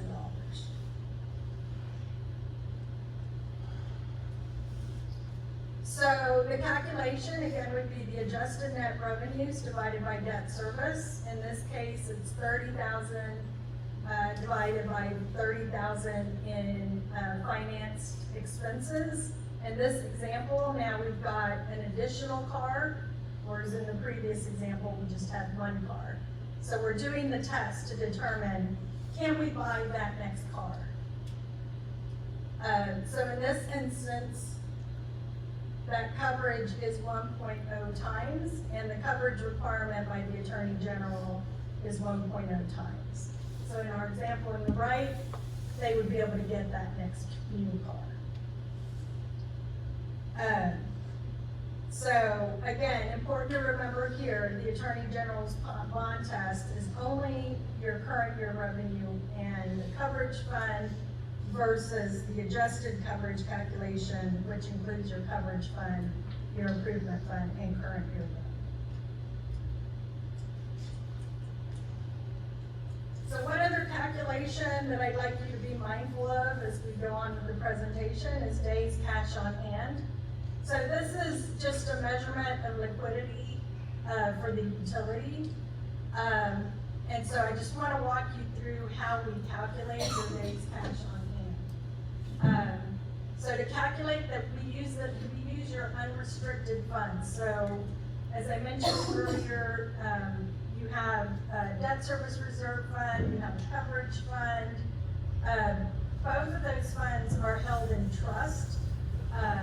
And because they're used to meet that coverage requirement, we consider those restricted. So for days cash on hand, as we discuss that going forward, we're really considering the balances within your operating and improvement fund, since those are unrestricted and can be used really for any purpose. And so for the example here, we're saying a person has $5,000 in savings. And so how much days cash on hand do they have? So in this case, we would take that unrestricted cash divided by their operating expenses, divided by 365. So in this example, this person has 608 days cash on hand, so that if something were to happen and they no longer had, they had to use this fund balance to pay for their expenses, they would be able to do that for 608 days.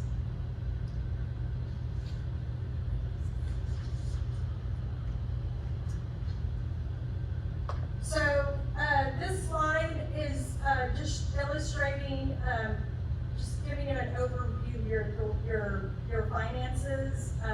This is in your packet from that Amber provided, I believe. And it really just shows how your capital-related funds, your debt-related funds, and then your operated-related funds kind of flow through the authority.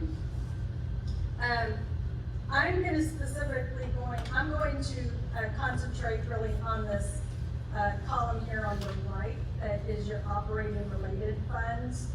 And as I was walking through here, the operating revenues come in at the top. Those are your revenues from your fees, your groundwater and surface water fees. And those flow down to pay your debt service through your interest and sinking fund.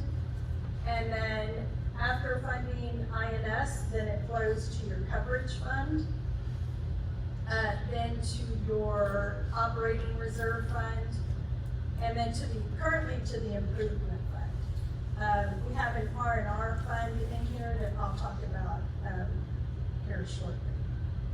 But this is primarily what we looked at in the financial planning model as well.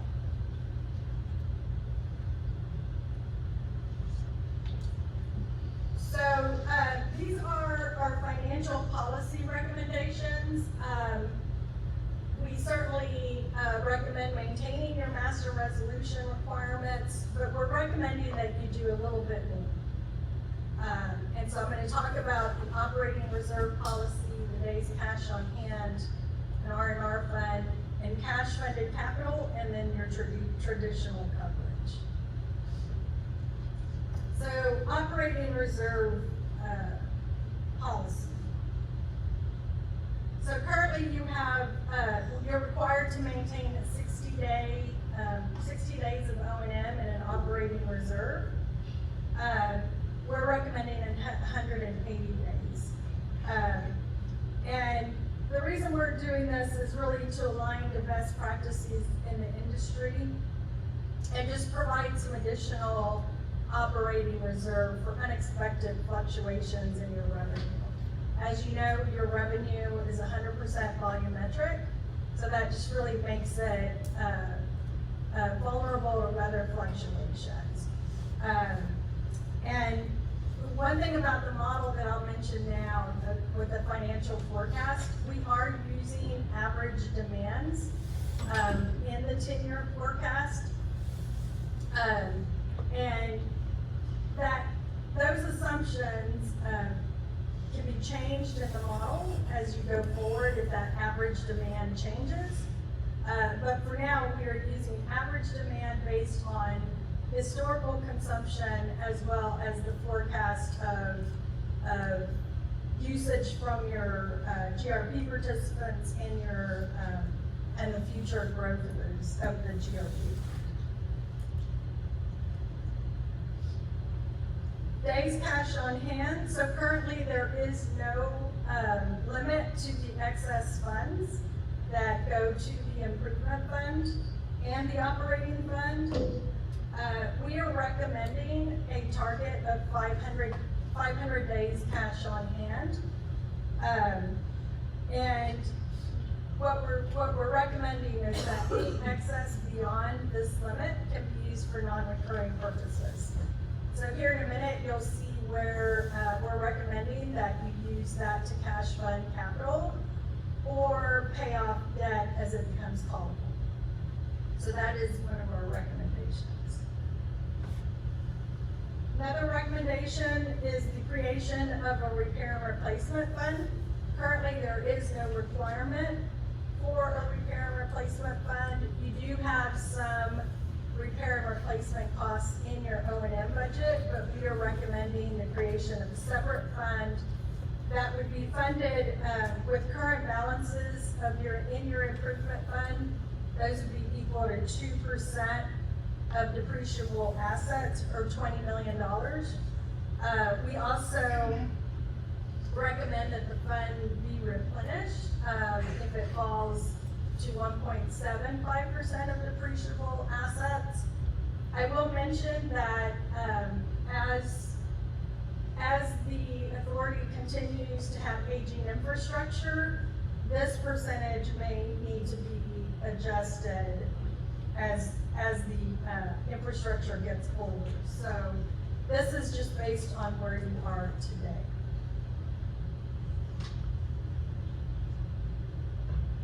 So currently, again, there is no requirement for cash-funded capital. And as you know, your improvement fund has a significant balance of cash. So what we're recommending is, again, using that 500 days cash on hand, that if you have greater than 500 days cash on hand available, that you use it to cash fund capital. And again, cash funding capital means that you will have less interest costs over time, because you're not having to debt fund everything. And again, it can also be used to defease debt in the future. Our other recommendation, so currently your traditional coverage is net revenues at 1.0 times annual debt service.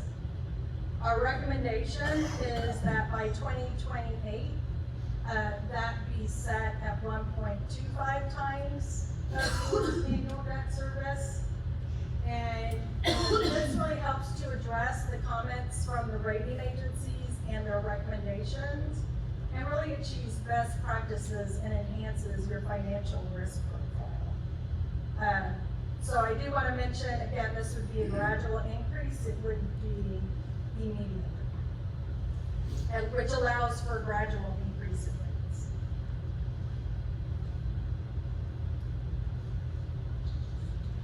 So why is financial planning important? So obviously it directly supports the CIP by funding major projects for multi-year, multi-million-dollar projects, ensuring the system can meet future demands, and in the case of the authority, ensuring that financing is available to meet your GRP goals.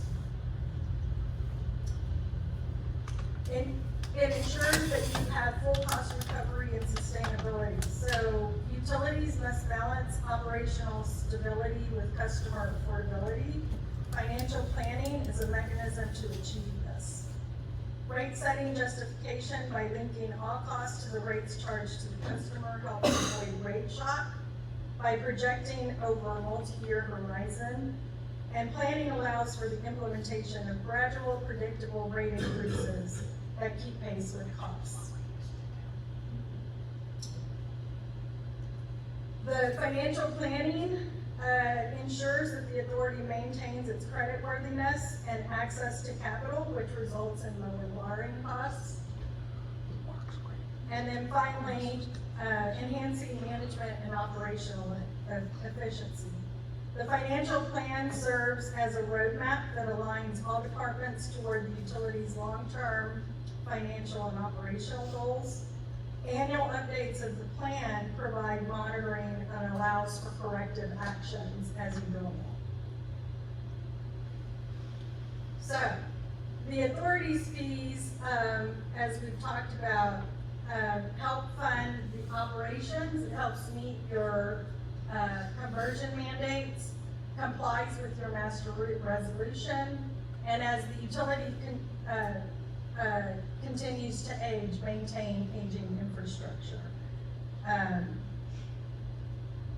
So how we get there is really by balancing all that out with your water rates and considering that long-term financial plan. So it's important that all of that be considered as we're looking at that forecast of your fees and what's needed to comply with everything on the left there. So now we'll get into a little bit of detail on what is in the financial plan forecast. The financial plan considers your operating expenses, your capital expenses, and then your reserve and coverage requirements. The operating expenses in the 10-year forecast include the forecasted purchase water costs from the city of Houston. It includes your operating expenses for the next 10 years. Most of those forecasts were based on your FY 2025 budget that considered your 3-year historical actuals in doing the forecast. Your capital expenses in the model include the debt related to the GRP conversion goals. So it does consider the 60% and the 80%. Most of the bonded debt is based on the SWIFT funding that you've been getting and are projected to continue to get over the next several years. And then again, we've got repairs and replacements for aging infrastructure.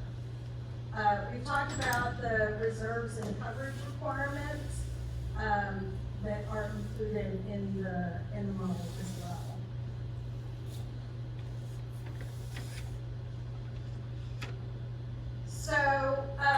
So one of the things that we do as we're doing financial planning is look at your forecast at existing rates. So what happens if we maintain the status quo and do not increase rates? So this is the forecast. What you see on the graph is the bars represent your expenses, and the dotted line there represents the revenues based on existing rates. So you will see that there is a slight increase in revenue related to forecasted demand. So no rate increases means that there won't be sufficient cash for funding the capital and the debt service. Factors of the increased expenses are the purchased water from Houston, and then due to the increased water conversion to surface water. So again, these are based on the current projections of that water demand and the conversion. So going back to traditional coverage, as you can see, based on existing rates, we are forecasting that you would not meet that traditional coverage. And in fact, we're projecting for 25 that you would be at 0.4 times, so less than 1 times coverage. And you can see that the line there is the 1.1 times coverage that's currently required, and then 1.25 is the recommended that I mentioned earlier. So I want to bring your attention to the improvement fund here. So as I mentioned earlier, the improvement fund is part of that adjusted coverage calculation. So what I'm showing here on this graph are the transfers that have to happen or occur out of the improvement fund to make you whole and help you meet the master resolution requirements of the operating reserve and the adjusted coverage calculation. So you can see here that we're transferring almost about a little over 50 million in 25, over 120 million in 26, and then less than 120 million in 27, and then a little bit more in 28. And so those transfers then help you meet this adjusted coverage target that we have, that we show here at 1.2. So with those transfers, we're able to bring your adjusted coverage ratios above that 1.2 times.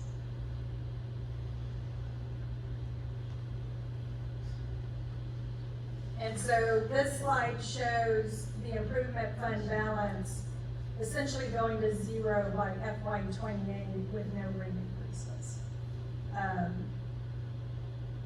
So while you're still meeting the adjusted coverage calculation, your improvement fund balance is going to zero.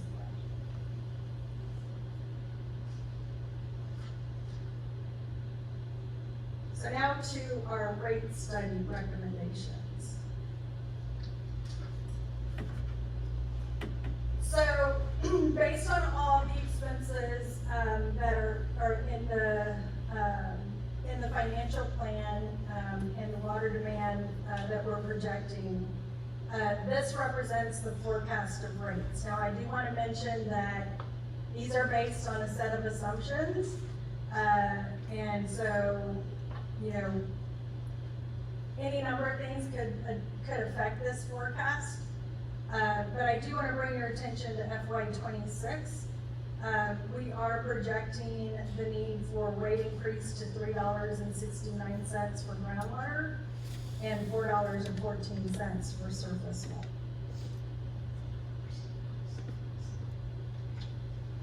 So where this puts you in comparison to some of the other GRPs, your rates are still in line with the other GRP agencies. I also want to mention, as it relates to the rates, that we did consider, this is the transition of moving from adjusted coverage to the traditional coverage and moving to a minimum balance of the 500 days of cash on hand. So this is what the revenue sufficiency looks like for the agency based on those rate increases. So you can see here that in FY '26 and FY '27, there's still a slight, shortfall in '26 and right on target for '27. But that just reflects the gradual increase in rates that we're proposing to get to the traditional coverage recommendation.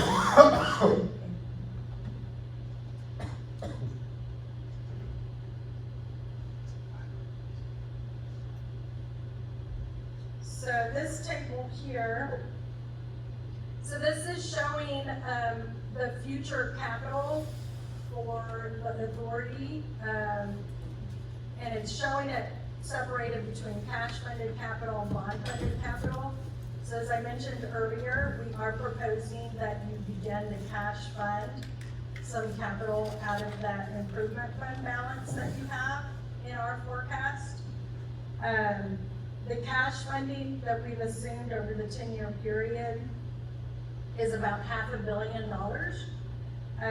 The total capital for FY '26 through 2035 is about $3.3 billion. So that's what we're showing in this 10-year period.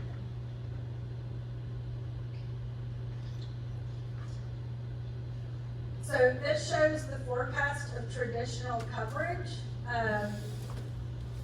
So again, we're assuming that you would get to the traditional coverage target of 1.25 by FY 2028.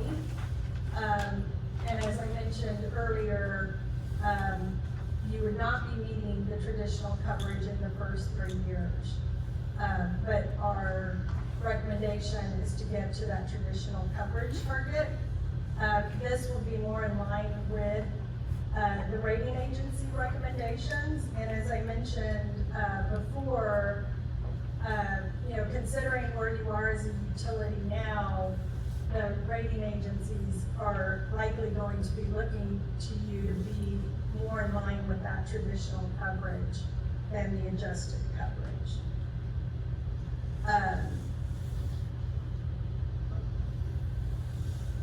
So this is the day's cash on hand. Again, this includes your operating and improvement fund. Those are your unrestricted funds. So the rate increases that we recommended or recommending, a allows you to continue to maintain the improvement fund at greater than 500 days cash on hand. In addition, in 2032 and beyond, it gives you the flexibility to start defeasing some callable debt. And then keep in mind that there is no crystal ball, so trying to solve, and while these are estimates for 2032, these can be adjusted as the years go on as well.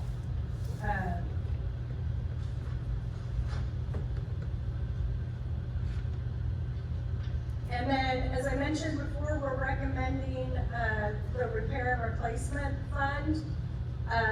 Currently, we're maintaining the balance at 20 million, going up slightly.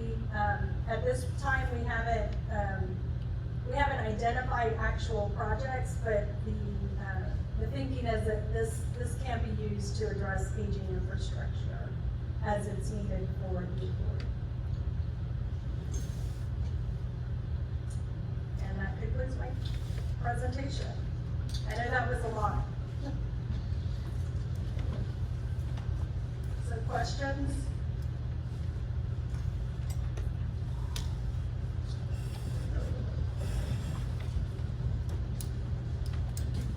So all these charts are based on where you want us to be. On our recommendations, the ones at the end, yes. So where we are now, if it's okay, we don't really have, we can't compare that.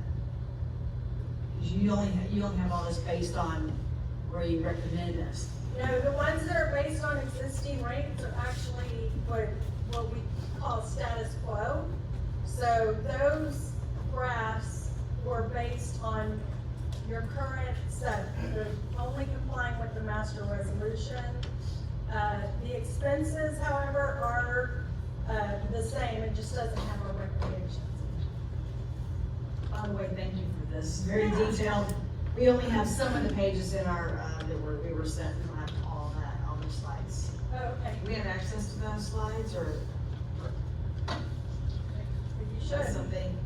We can send We can send Okay. So you have the improvement fund balance going down, that's only because you haven't started spending it in a couple of years. it. In the status quo or in the forecast? Go back to where it starts depleting, like right there. So this improvement fund and operating reserve fund is based, it includes our recommendations. So it includes,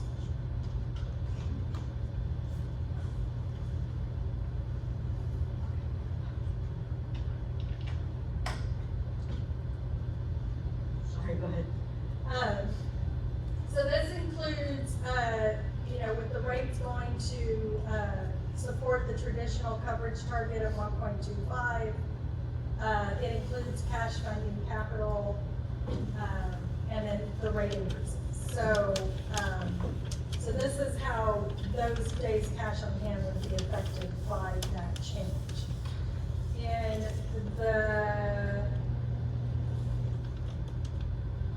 this one, again, this is. Oh yeah, that was what I was talking about. Yeah, this is status quo, so this doesn't assume any cash funding of capital. It doesn't assume going to a traditional coverage target.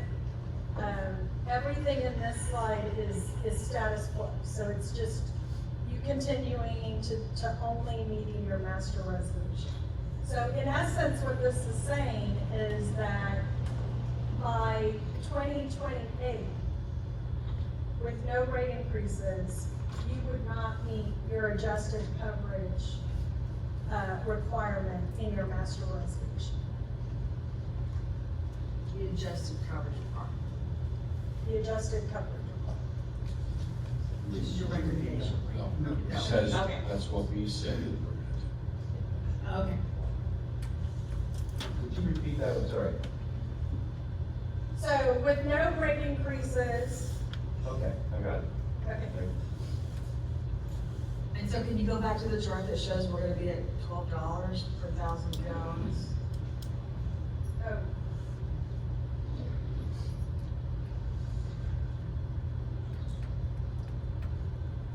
So in 9 years, you have us at $12. What's that? Those predictions, correct.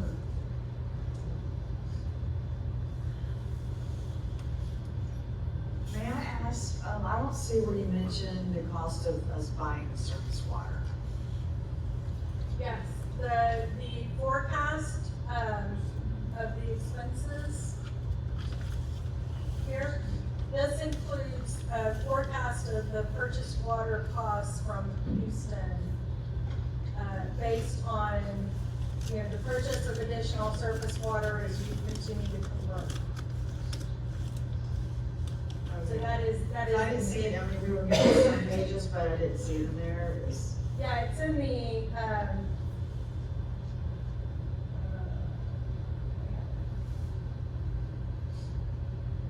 here.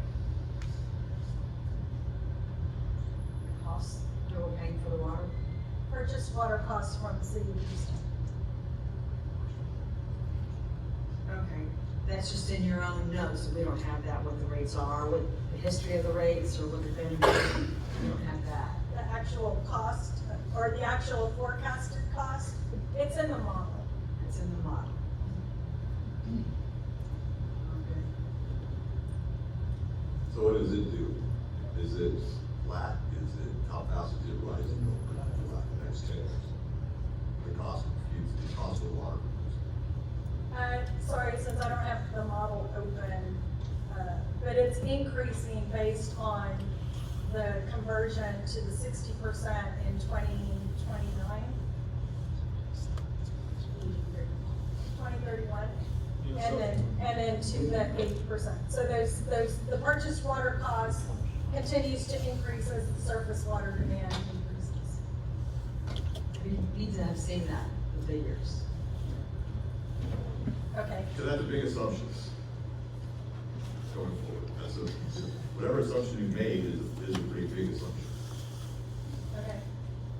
Yeah, it's based on those water demands, from Florida. Actually, those questions on this slide here, Yes, for your, let's just take your graph looking at 2030. Those would be the forecasted rates. And you have to know what those rates are on that, what those bar chart numbers represent.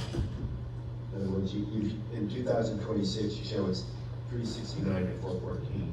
Whereas just where you're at in 2030, would you happen to know what those numbers are? I mean, it looks like a little over, I mean, we do know those exact numbers, yes, but I don't have them in front of me. Okay, and if those rates work, and in that case, we would have 1.25 times traditional coverage. We would have a 6-month operating reserve. We would have a coverage fund that was fully funded at 25% of maximum annual debt service requirements. We would have an improvement fund that would be significantly diminished. That's okay, because that would not be just a reserve or replacement fund. And all of those things would be provided for with those rates. Yes. And you can send us a schedule that, or a spreadsheet that shows us what those rates actually are. Yes. And also, can I ask you another question? I don't know exactly what you said, and so I'm not gonna try to repeat it, but I heard the words rating downgrade in a comment on one of your early slides. Do you recall what you said? Yeah, that was, directly from the Moody's, comments. I have it here.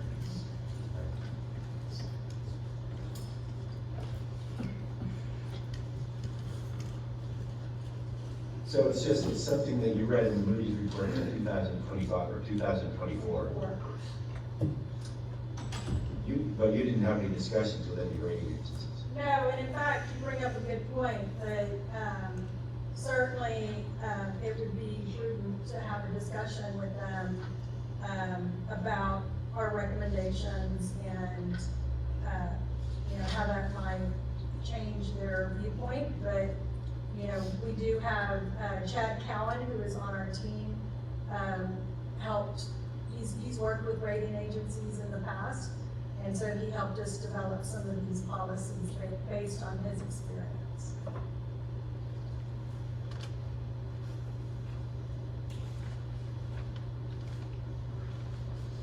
And also, you mentioned the dollar amounts, and I promise I was listening, but I just want to make sure. It was A lot of information. on cash funded versus bond funded. Uh-huh. You said over a certain number of years, it would be 500 million of cash funded? And how many years was that? 10 years. 10 years? And 3.3 billion over how many years? 10 years.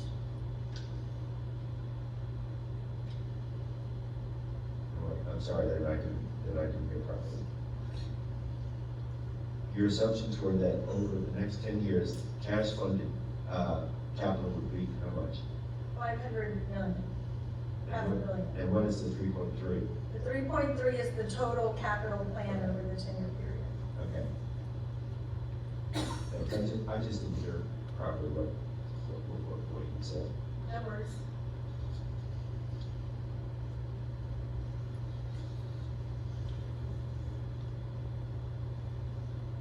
Oh, sorry. Yeah, just a couple of quick things.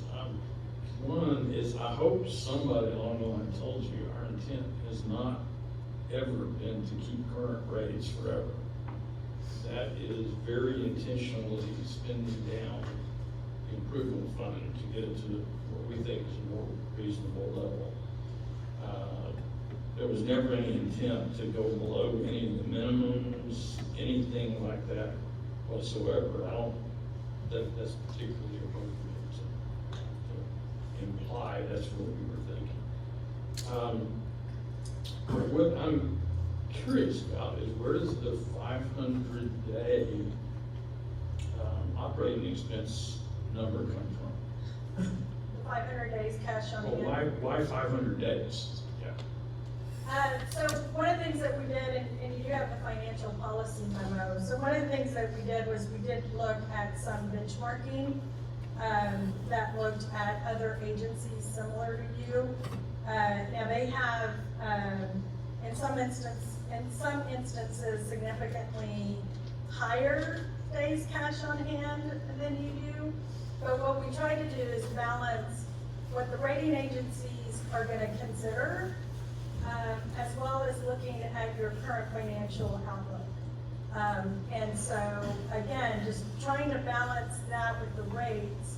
You know, we just felt like, you know, looking at those numbers, we can balance some of the cash funding and some of the debt funding to really try to help keep those rates lower. Well, that's fine, but we're trying to keep rates as low as we possibly can. So why is 500 days a better number than 400 days or 300? Or Again, just based on what we know about the rating agencies, your financial outlook, the industry, and our experience with the other agencies that we work with. May I? Yes. Mark, it's a 480, 475 to 500 days of cash on hand, given how they're calculating it here, is something that's, if you look at what Fitch, Moody's, or S&P ones, that's something that they would assign to a AA rated water credit or maybe A+ water credit. So it's a rating agency number. It's So not, it is a rule of some sort, then. it's not a rule, but it's just what their guidance. It is also incidentally not what we hammer home to the rating agencies when we talk with them, if not necessarily annually, but from time to time. We use a different matrix, which is more suitable to just how we're structured, using not a traditional, not the traditional coverage model, okay? And also with the collection of funds that we've set up. Remember, we set this up 20 years ago to the extent that we could to make our revenue bond look as close to a tax-backed bond as we possibly could. And we're not gonna get into what the improvement fund balance should be tonight. Okay? We know how to add that.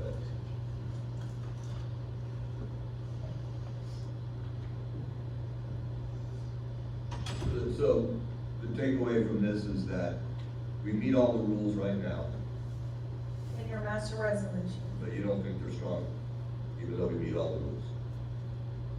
Right, just setting you up for longer financial sustainability, and as well as, maintaining your current rating, if not making it better.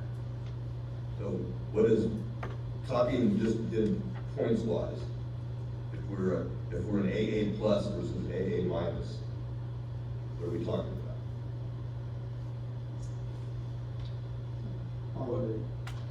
What do you mean? What Bond rates.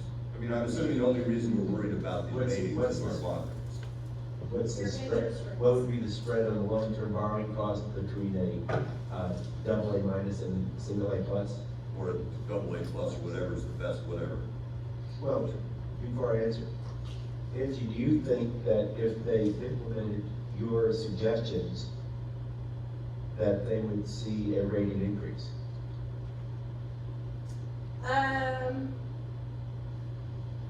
I think so, and at least stay level with where they are. So does that Listen, mean? that is that, do you think, therefore you do kind of, in your own head, you kind of think that we might be headed for a rating decrease if we continue our present course of action using adjusted rate covenants and things like that? Based on the comments that they made in the last two reports, yes.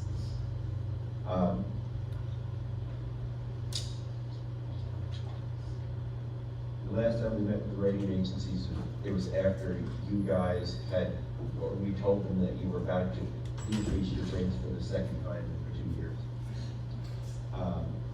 And we presented, I think, very aggressively why we thought, well, I didn't tell them that in public meetings, you and I disagreed and had spirited discussions.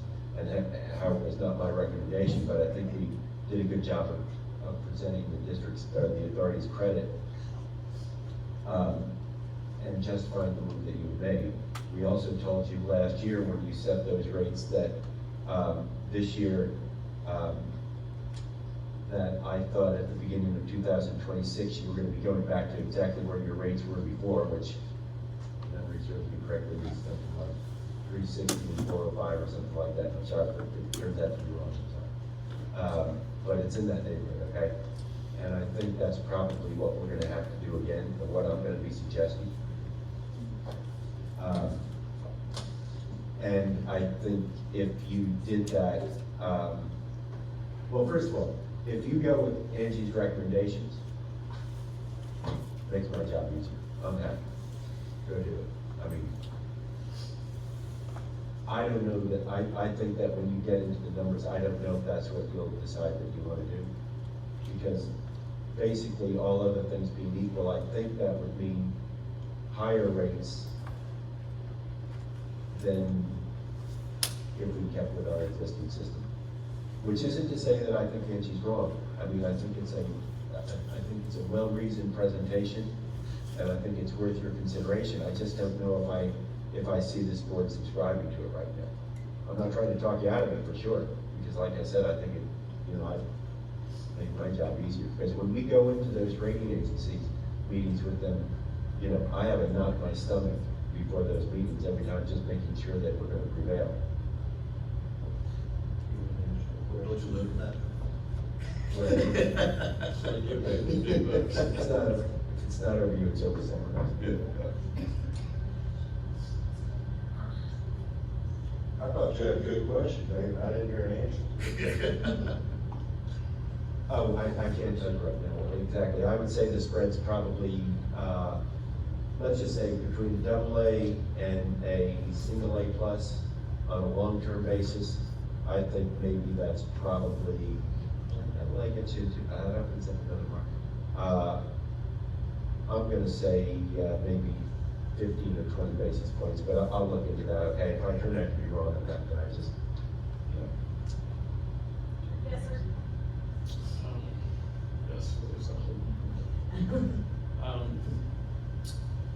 In our class of utility, if you will, lack of better description, who are the players that have higher than a double A minus rating?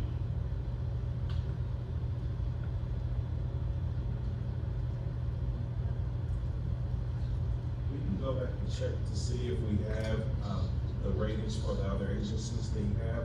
But one thing that you may want to look at as you look at inside the memo where we benchmark against other GRPs, we're basically showing you how many days cash on hand that they have for the other GRPs. So one important distinction is that although inside the benchmark, we're showing that they have on average 1,142 days cash on hand, you can see that we're actually recommending that you hold on to way less at the 500-day mark. So for now, if you wanted to look at the comparison between days cash on hand, we can go back and check to see what ratings we have for each of those organizations. Yeah, I don't care about the days cash on hand. 500 sounds way too rich for me. I mean, we've got ratepayers out there that are living paycheck to paycheck, and they don't have 500 days of expenses in the bank. I think guaranteed. I think we could do better than that, but more to John's point, you know, where is the break even at double A minus and higher? I mean, if it's not taking us into another level, it's not doing us any good. So I did want to mention that, and what I was just asking Christopher about, if in the status quo that we saw, if we don't do rate increases, kind of to your point, in order to, as I was showing, that we eat into that improvement fund pretty significantly, to bring that back up for you to meet your adjusted coverage, I mean, you're looking at almost 100% rate increases from where you're. But that was never, anyway. Interesting, what if, but that wasn't. So,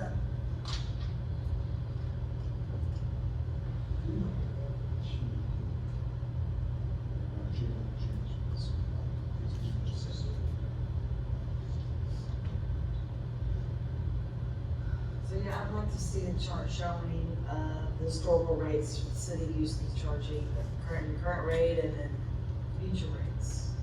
I guess you said you have that, or? they're the city of Houston's current rates.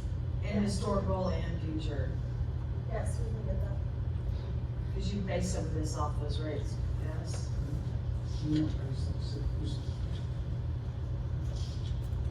Well, that's your expense, our The expenses are purchase based on, water, so.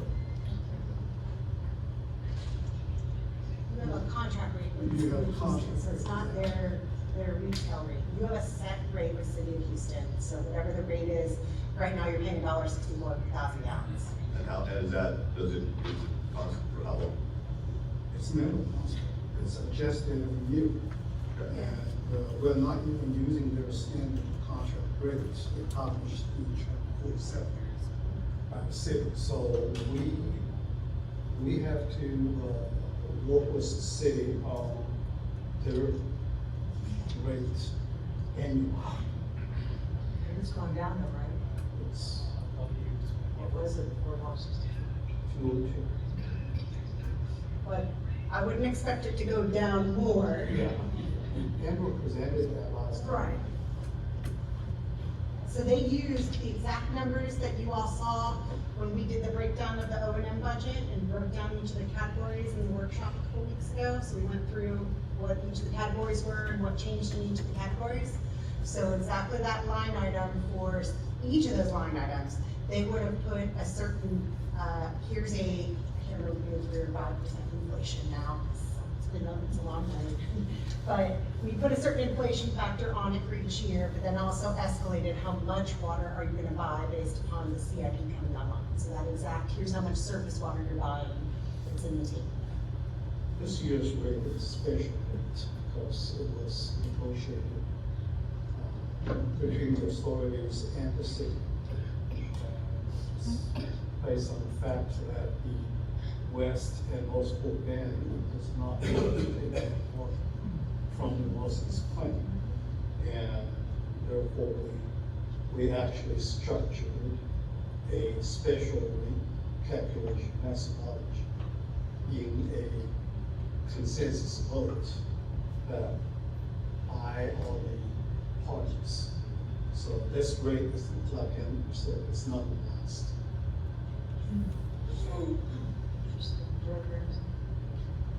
Yes, you may have a slide on this already.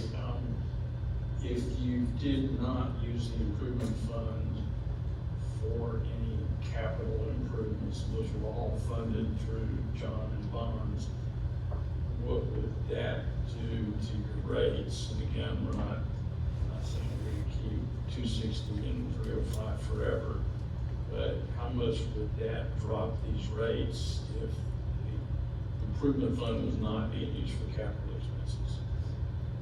Capital improvement. I would argue that it would increase them slightly, because now you have more debt service to pay. Your debt service cost would increase. Your debt service cost would increase, so you would not have used the cash to fund those capital projects. Right. Just keep in mind that that part of what is driving that balance in the improvement fund is, you know, you do have your requirements in the master resolution, and the funds trickle down to the improvement fund. Depending on your actual revenues that you collect and based on your actual O&M expenses, you know, if your rate is set for, say, a dry year, and then you have a wet year, then you're likely gonna collect less revenue than forecasted. But if it's vice versa, where you set your rate for a wet year, and then you have a dry year, you're gonna have significantly more revenue that trickles down into that improvement. So that improvement fund in the forecast is being used as optimally as possible to offset some of your future debt service. So it is turning different knobs, but these rates that we've forecasted here are really, we're trying to really balance all of those different knobs. Again, we're using average demand, so we're trying to be conservative there. And then we're setting those targets, but by using the cash, again, it decreases your debt service over the long term.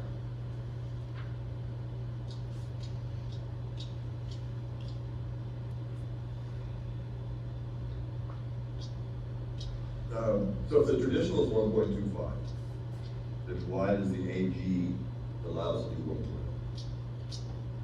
The AG is allowing the 1.0 because remember that they're allowing you to include the coverage fund with your net revenues. So that means you have, that adjusted coverage is giving you a little bit of cushion. Typically, the additional bonds test would be closer to 1.25 times. So is the AG number because we're not really traditional bonds, we are, but we aren't? No, I think it's actually something that applies to all revenue bond issues in the state. It's not peculiar to us, it's just, he's come up with that number. So, but they do come up with the number out of the so what was the office's reasoning for that number? that they were willing to take a little bit more risk with the state-funded ponds. Could you repeat that question? Well, it seems to me that the 1.x means that the AG is approving a little bit more risk.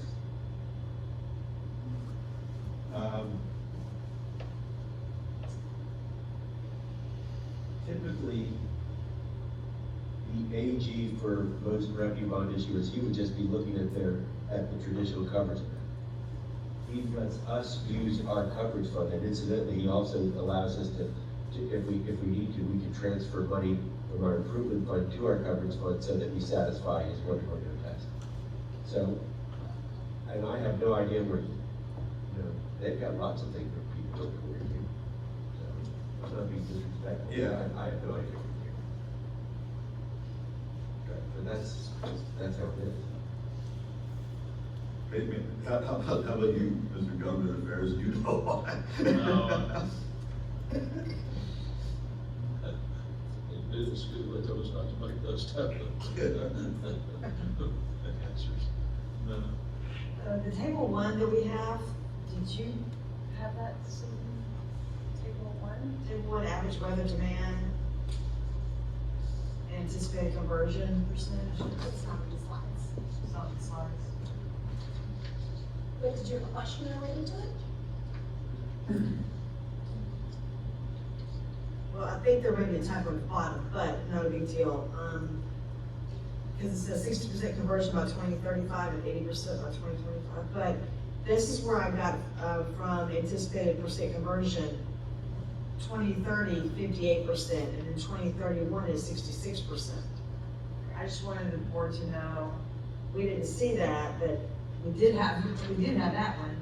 So that comes from exactly the OCC chart that we looked at a couple weeks ago, just at our last workshop, remember? And it had, here's when each project comes online, and here's when we're gonna cross the threshold of, the dotted line's gonna cross the required alternate water. So that's where, so these numbers in table one came from Corolla and were given to Angie to plug into the model. And that's all forecast based on, okay, keep your CIP moving forward, and based on growth that's gonna happen, and all of the, remember Jessica showed all those different little SPU, the spatial planning units that were all sliced and diced around the authority. So that's what the surface water and groundwater numbers came from there, and then were used for updating, here's when we think all the CIP projects will come online based upon the 60% conversion schedule, and then starting the 80% conversion. And those are the numbers that are then listed in this table. Okay, so y'all, this is provided to them. Correct, yes. Okay.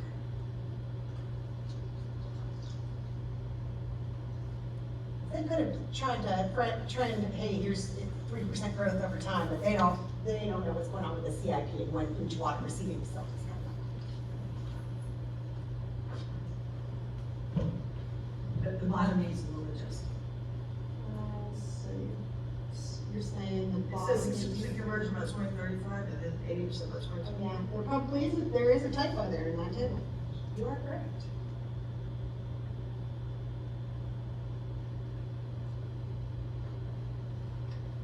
Yes. But how did you model demand as a function of pricing? Demand is a function of price. Water demand is a function of water pricing. Well, we're taking the forecasted demands and multiplying that times the rate to get the revenue. And the forecasted demands are based on Corolla's forecast. I understand that, but what if citizens of Tomball, for example, you get 2029 or 2030, I don't know which bar it was, you're getting $10 a thousand for our charge. They're adding another 6 or 7 to it. They just stop using water. Yeah, that's not taken into consideration in our model.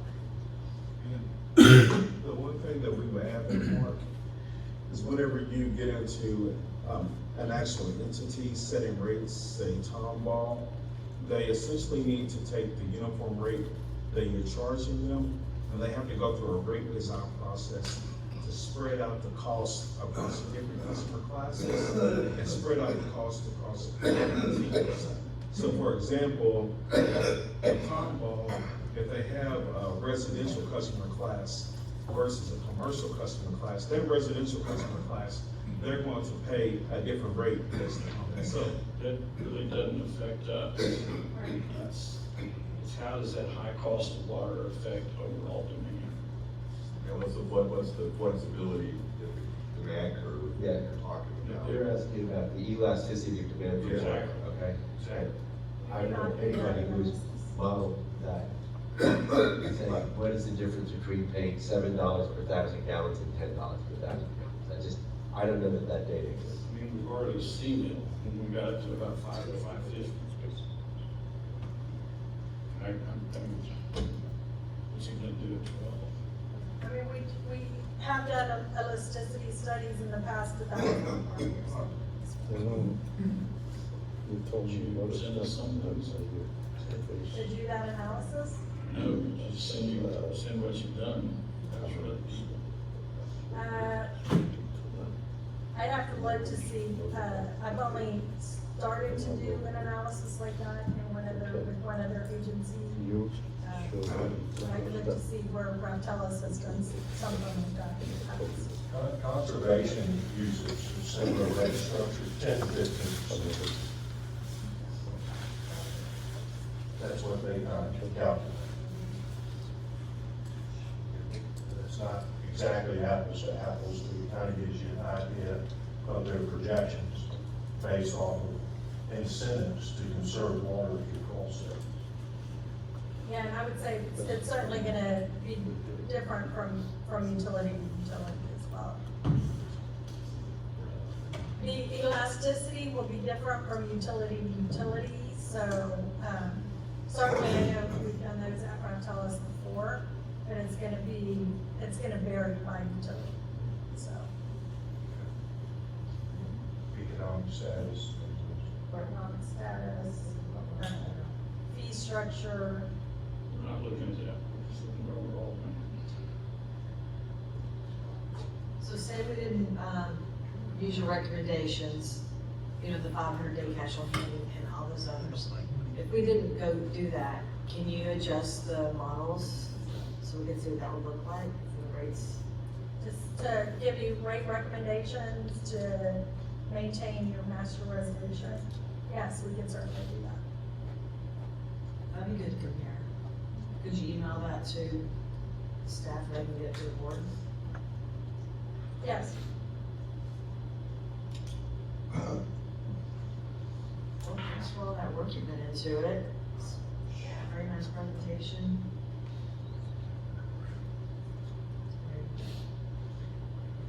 Can I just ask one clarifying question on if you would like to make sure you go in the right direction? So you want the adjusted model that's gonna show the master resolution. So is this continuing with adjusted coverage? Or is it migrating to the traditional coverage, which? Coverage that we have, because she has the new coverage in green, right, on there. Well, we want you to have this new coverage just a little bit more, not do that. I think she means just continuing to maintain the master resolution. And what the rates would be, rate protection. based on- Because this is kind of scary, the $12. Well, yeah, so, what would be involved in using not those numbers for debt-related capital expenses, but the actual updates? The, 60% at 2031, and 80% at whatever the heck it's gonna be. That's in there. That's what's in there. So it's not, she didn't use those numbers, she used the 1931 and or the 2031 for 35, for 60. She's using what the actual 10-year CIP projection is and using the actual demand projection for that 10 years based off of that CIP. Okay. So, Which is 60% conversion, the goal may be 2025, but will be done between 2030 and 2031. okay, so that's in there already, that's baked in, okay, Correct. okay. Regardless, we'll choose change from adjusted coverage to traditional coverage or not. the rate increase is not avoidable. You will have rate increase, and in a way, the traditional coverage, if I remember correctly, the rate increase will be higher. Correct me if I'm wrong. Yeah, the nice thing about the financial planning model is that we can make these changes and see how it affects the rates. So, yes, we can certainly run that. So what would decrease the rates, not have them escalate so much? Would that be, we're not doing as much projects? Well, certainly not doing as much capital spending would have a big impact on rates. Not buying that second car. Maybe even a house. Right. And I also want to point out, if the board indeed to keep the current adjusted coverage, that means we not only cannot reduce the balance of the improvement fund, we actually have to increase the balance of the improvement fund. At least maintain what we currently have. I just want to make sure Keep the that board adjusted coverage. understand that, because the improvement fund balance was there as it is for a reason.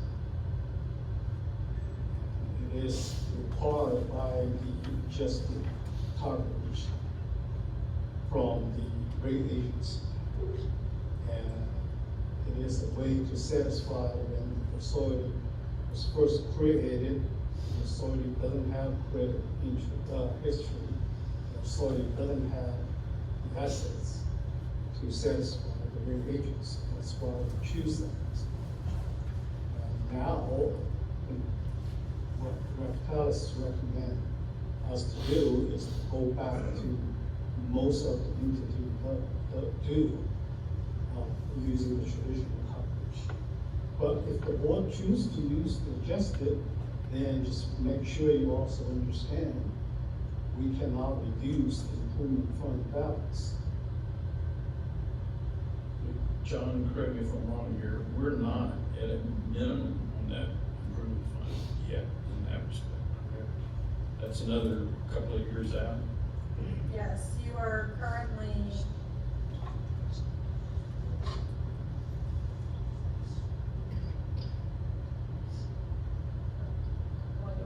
Sorry.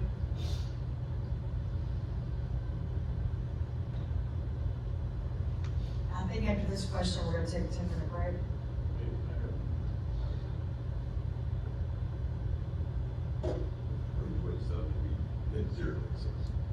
If you don't make any adjustments If to there's no it. changes to your existing rates. Okay, last question, just so I'm understanding the math a little bit. Let's suppose people stop irrigating or heaven forbid taking showers every day, because the rate's at $12. And usage goes down, just to borrow Jerry's number, let's say over that 10 years, it goes down 20%, not just 10. What does that do? Is it linear? Is it some kind of exponential function? What to the rates if actual water sold drops 20%? Well, if you've already issued the debt for the conversion goals, essentially that reduces your billing determinant, and so the rates have to go up more. But is it essentially linear? I mean, if we cut it by half, do we have to double rates? No, we'd have to look at the forecasted demand and do some analysis of how much the demand would go down. So, I got a question for you. This last one for 2025 to 2026, you show that our improvement fund is going to drop by 125 million. Okay? Our budget shows it'll drop by 75 million. So who's wrong? In 26, The other piece that you have to factor here is that the balances in the improvement fund are going down because you have to account for the coverages that they have to maintain. So we're essentially pulling from the improvement fund so that you can maintain The 1.25. correct, as well as the 25% coverage in the coverage fund. The for the adjusted coverage is 1.2 is what you have to maintain. As well as there's one more item with the AG test that you have to maintain as well. So the other thing that we want to make sure that you all walk away here tonight and understand is that the rates that we plug in the minimum rates that we could possibly plug in order to maintain the traditional coverage that we're recommending that you all move towards. Now, from what we're hearing from you all is that you want us to go back and run a scenario. What is the minimum coverage? What are the minimum rates that we can plug into our model and maintain the adjusted coverage? And what are the minimum rates that we can plug into our model to maintain the traditional coverage and not factor days cash on hand? So I don't necessarily anticipate that it'll change much, but we will go back and run that scenario so that we can show it to you all. Plus also you said you recommend 180-day operating reserve, but we now have 60 days. Correct. So it's not your master resolution. You're obligated to maintain 60 days. So that 500 days cash on hand, it includes the 180 days in the operating reserve, as well as 320 days inside the improvement fund. So we lumped it all together. And again, the thought process was that it's significantly less than your peers. Your peers are currently right around 1,100 days almost, 1,142 days. So our thought process was that 500 days is far less than what your peers are doing in other GRPs. As long as you're rerunning the model, please take that rate bar chart and just check what the effects of 20% drop in demand is. And to that question also, Mark, big picture, if the demand drops and if the CIP hasn't actually been executed yet, I suspect that Corolla will have to go back and look at how much additional CIP is actually needed. They will have to look at, hey, are we actually meeting the conversion targets from Pearson? And if that's the case, then if you don't have to actually execute that CIP, there is a world where the rates will be less. That is an option as well if you don't actually have to execute that CIP. Can you just get the people on groundwater to be the ones that do the 20% reduction?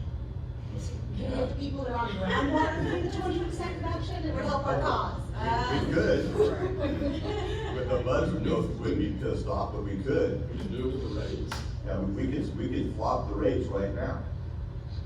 Where the guys pumping pay 90 cents, their rates go up 90 cents. We could do that right now.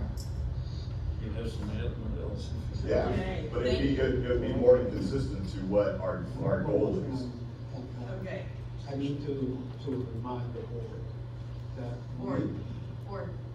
we engaged Brett Pettis to do this race analysis and with a definitive scope. The relook of different model scenarios analysts. They have instruction tonight, and they can come back with some model results. You might want to you may come up more scenarios for them to run, but all that will come with a cost.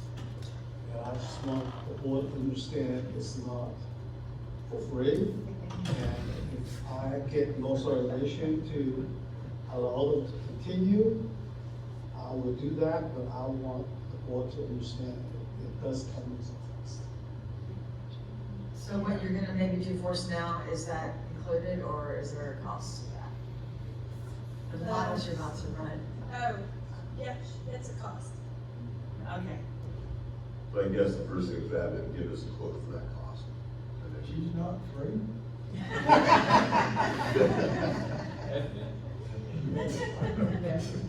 Well, thank you very much for all the work. It was Yeah, no very good problem. presentation.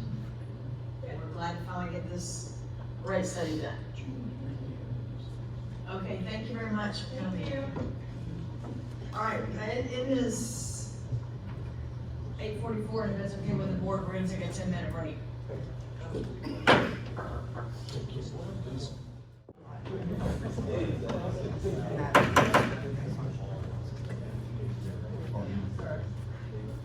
We are at 8:55, back in session. Back from our break, and we're moving on to agenda item 8, Finance Director's Report. Monthly financial report and payment of bills. Do I hear a motion? So I want to hear. Well, come on, let's get going. Do you want the report, or do you want to go Or we straight just to do the this or this. Financial report is as of August 31st, 2025. Detailed reports were provided in your board packet and in the website. Design and engineering acquisition construction consultant expense checks totaling $20,782,114.22 were presented for your authorization and signature, and I'd like to request approval of the financial report and all those for payment of the bills. Then we finished signing. Thank you. Move approval of the financial report, payment of bills. Any discussion? All in favor say aye. Aye. Motion carries. The next item under mine for finance director's report is also to approve the engagement of the financial auditor. I'd like to request the board approve to engage Petula Brown and Hill LLP to audit the authority's financial statements for the year ending December 31st, 2025, and authorize the general manager to sign the engagement letter. The engagement letter is in your board packet. The fee for the engagement will not exceed $70,000. This is the same firm and amount paid for last year's engagement. I'll make a motion. Just a quick point, we had them double check on the OCCs last time. Did they do that as well this time? They threw it in as part of the audit last time. Right, and they did take that off the report for the, You take off the conservation credits off the assets list, because they should never be considered.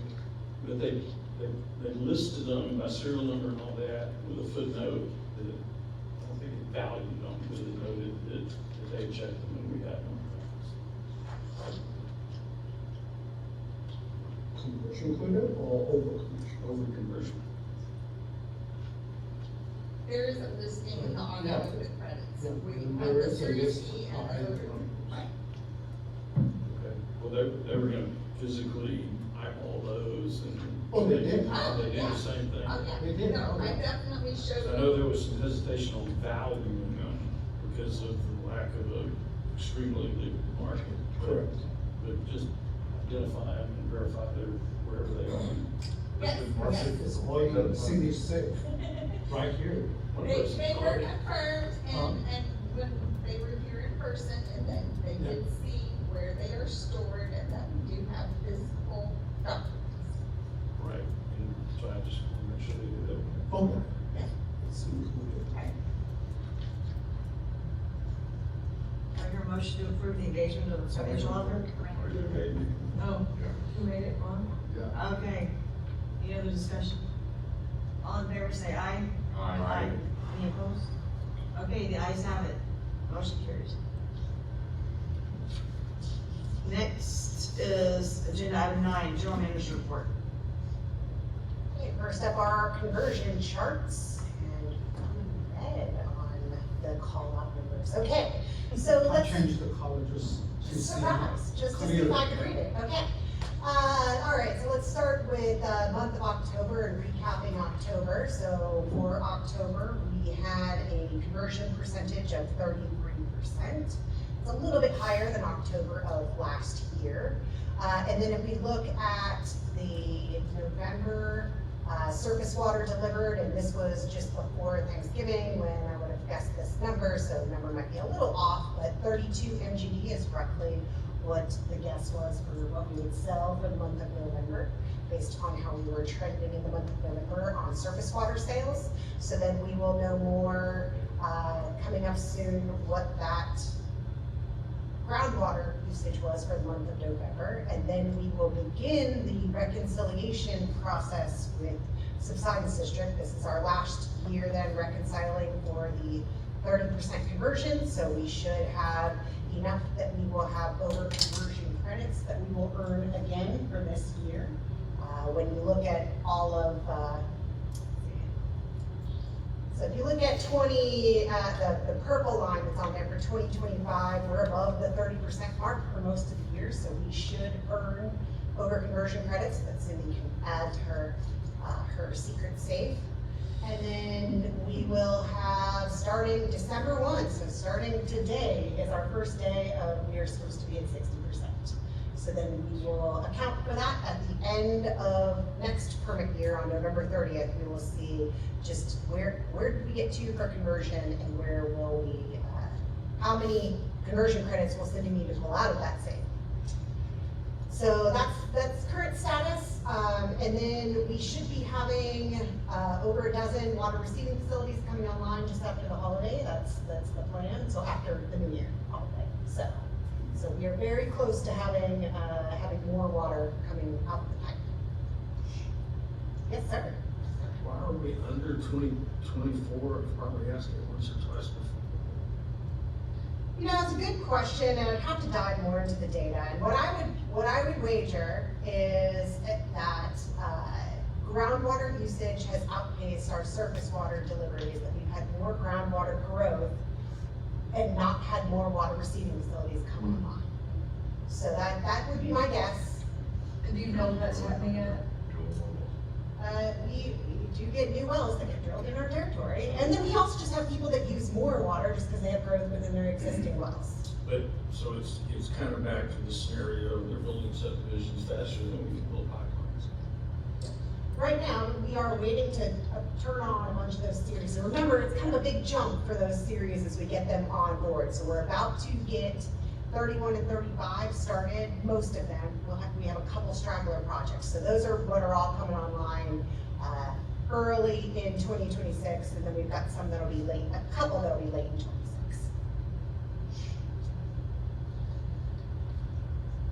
So we'll have a good jump here in another quarter. So we know which months or which wells are using more groundwater.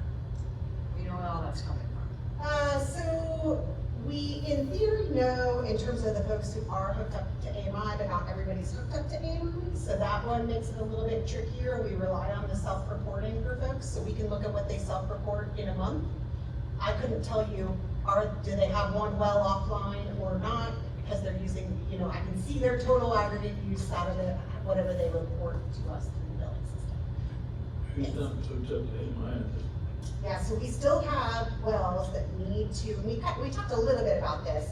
So we only installed on an initial priority level with AMI, the initial tranche of wells. So there was a project in the CIP that hopefully we will vote on then in February to finish this out. So there are wells that did not get AMI, they're still on our permit, that are some of the lower yielding wells, or they might have been wells that hadn't been used in a while, now people are using them again. So we have a recommendation then to retrofit the remaining wells that are on our permit with AMI so that we can have them on everybody. That's probably not gonna move those curves. Oh, no, not gonna move the curves, no. Could it move the analytics though for those curves? Yes.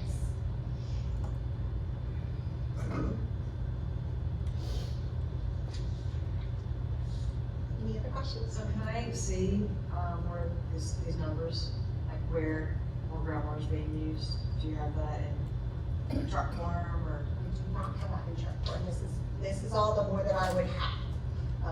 So the report to Subsidence District, that will be probably, I think it's due March. I think it's due either end of February or beginning of March is when we turn in the reconciliation. So right now we have to go and then verify, did everybody turn in their pumpage data, who's missing, who do we need to round up and make sure that we've got all the pumpage reported. Is there anybody that needs pumpage estimates that they missed? So that's what we do the last month of the year and the first month of the next calendar year. But probably those that are self-reporting groundwater usage aren't over-reporting, if anything. So then the groundwater usage is gonna be more where there's more development or new business went in. So, You said over, I guarantee they will not over. Right, they're not gonna be over-reporting, so we're not gonna see anything there, like over-usage there from groundwater.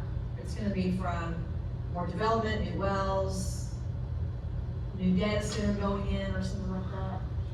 yeah, We so. should see that, right? So all that we get is whatever people report to us, unless they're on AMI. AMI, we can see additional data, but otherwise we rely on, and no matter what, right now, we collect the data via self-reported meter readings.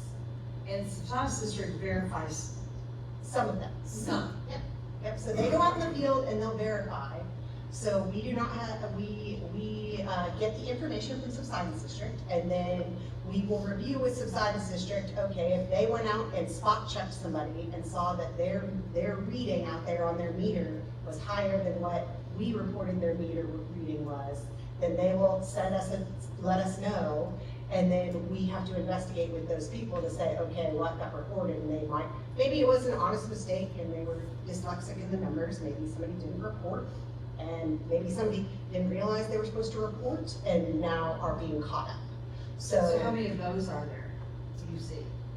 So we went through an extensive process after the AMI conversion to look at them and to evaluate who all's on our permit records, who's got meters, who doesn't have meters. And this is the recommendation as far as having everyone needs to have the AMI meters on so that we're not relying on self-reported data.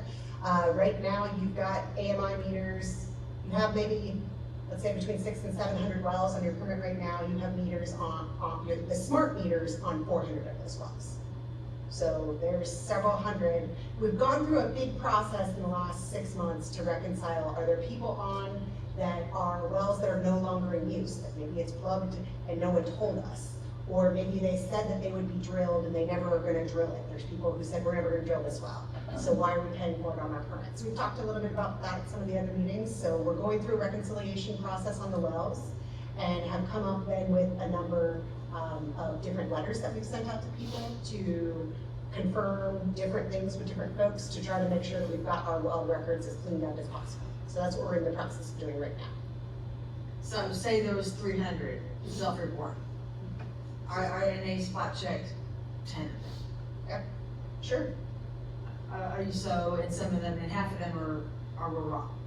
So they may spot check 10, and they're gonna go and look, and no two people are gonna read this, one goes out one day, one goes out a different day. They're looking for major differences. Right. So, and oftentimes it's somebody that said they never reported to us that they drilled the well and they're starting to pump.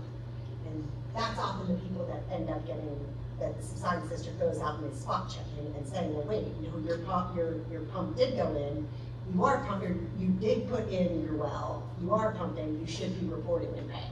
So usually it's something like that oftentimes then we have to reconcile what was their actual pumpage. Okay, I got this is, I probably should have asked this question 3 years ago. But when you go by, when a new mud goes in and they're drilling the well, and then they go through what seems like a month-long flush program where they're dumping thousands and thousands of gallons into the ditch. Are they being charged for that? They are supposed to meter everything that they are pumping. But who checks that? Whoever checks that? Whoever knows that they're doing that except for the neighbors to see it running down. It's my recommendation that we should have the smart meters that automatically report out what people. But we report to Subsidence whatever anybody else reports to us. So, Subsidence District. If they're new well, they are most likely the public for inspection. There's the drilling contractor, is the one doing the testing, is the one actually looking at it. I remember one that literally ran for 2 months. It sat there and pumped water down the ditch for 2 months.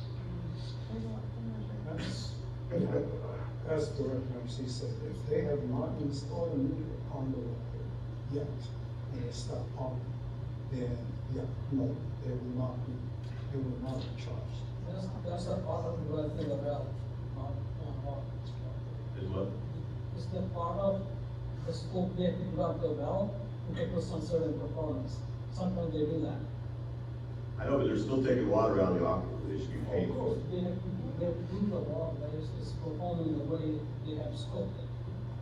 If they cannot, then they may say, look, we have to undo that, it's not performing. Let's say if somebody going to talk about 1200 GPM, recording only 800 GPM or 600, they spend tons of money on that. Okay. Okay. Thank you, Amber. Okay, so the next item is, the office lease renewal. Our office lease is gonna be expiring, in next year at end of March. And usually we start looking at renew, several months ahead of the renewal. And this year in particularly, we have issues with this building.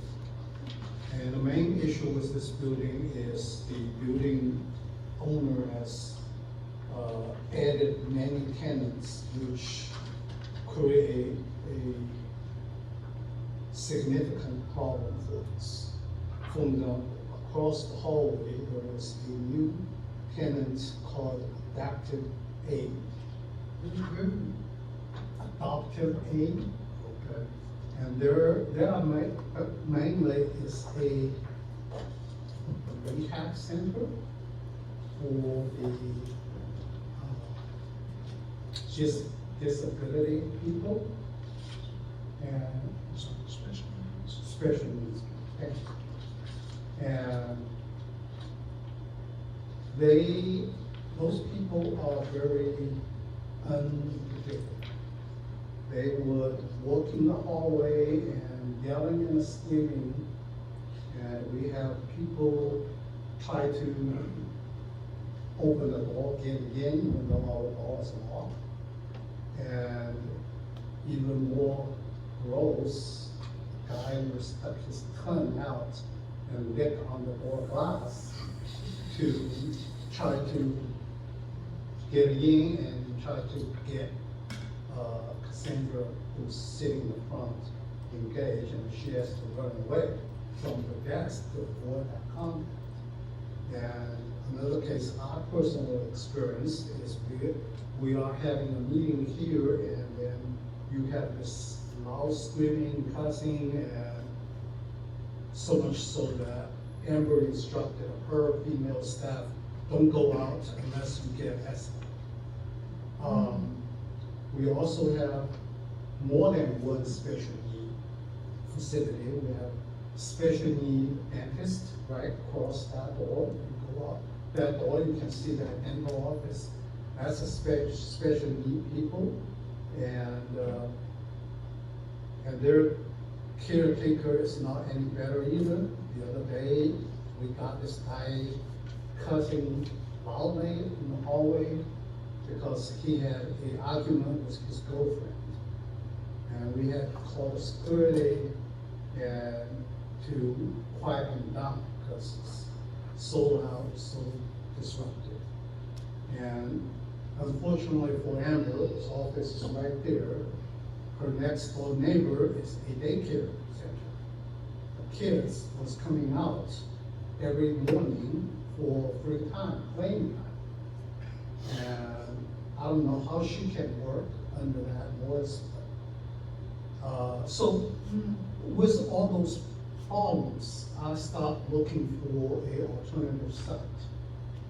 And I actually found a site that's just across the street from here. This picture is taken that standing, if you come out of this parking lot, looking across from Cypress Parkway, that's the building across from us. On the left side is the Taco Bell, if you recognize that. And on the right of this building is the it's the grocery store. Aldi supermarket. So this building, the benefit, the advantage of this building is we're not moving far, so people can still come to here, similar to where this building is. Where is this building? Couple blocks. It's kitty corner, it's catty corner across the street. We are on the northeast corner, they are on the southwest. What about crime? I'm hearing that crime is coming this way from 45, is that? If it's not already here. The I'm trying to say this carefully. I'll turn it over to Mark, he knows it. Choose the correct word, yeah. The environment of this neighborhood is certainly has deteriorated over the years.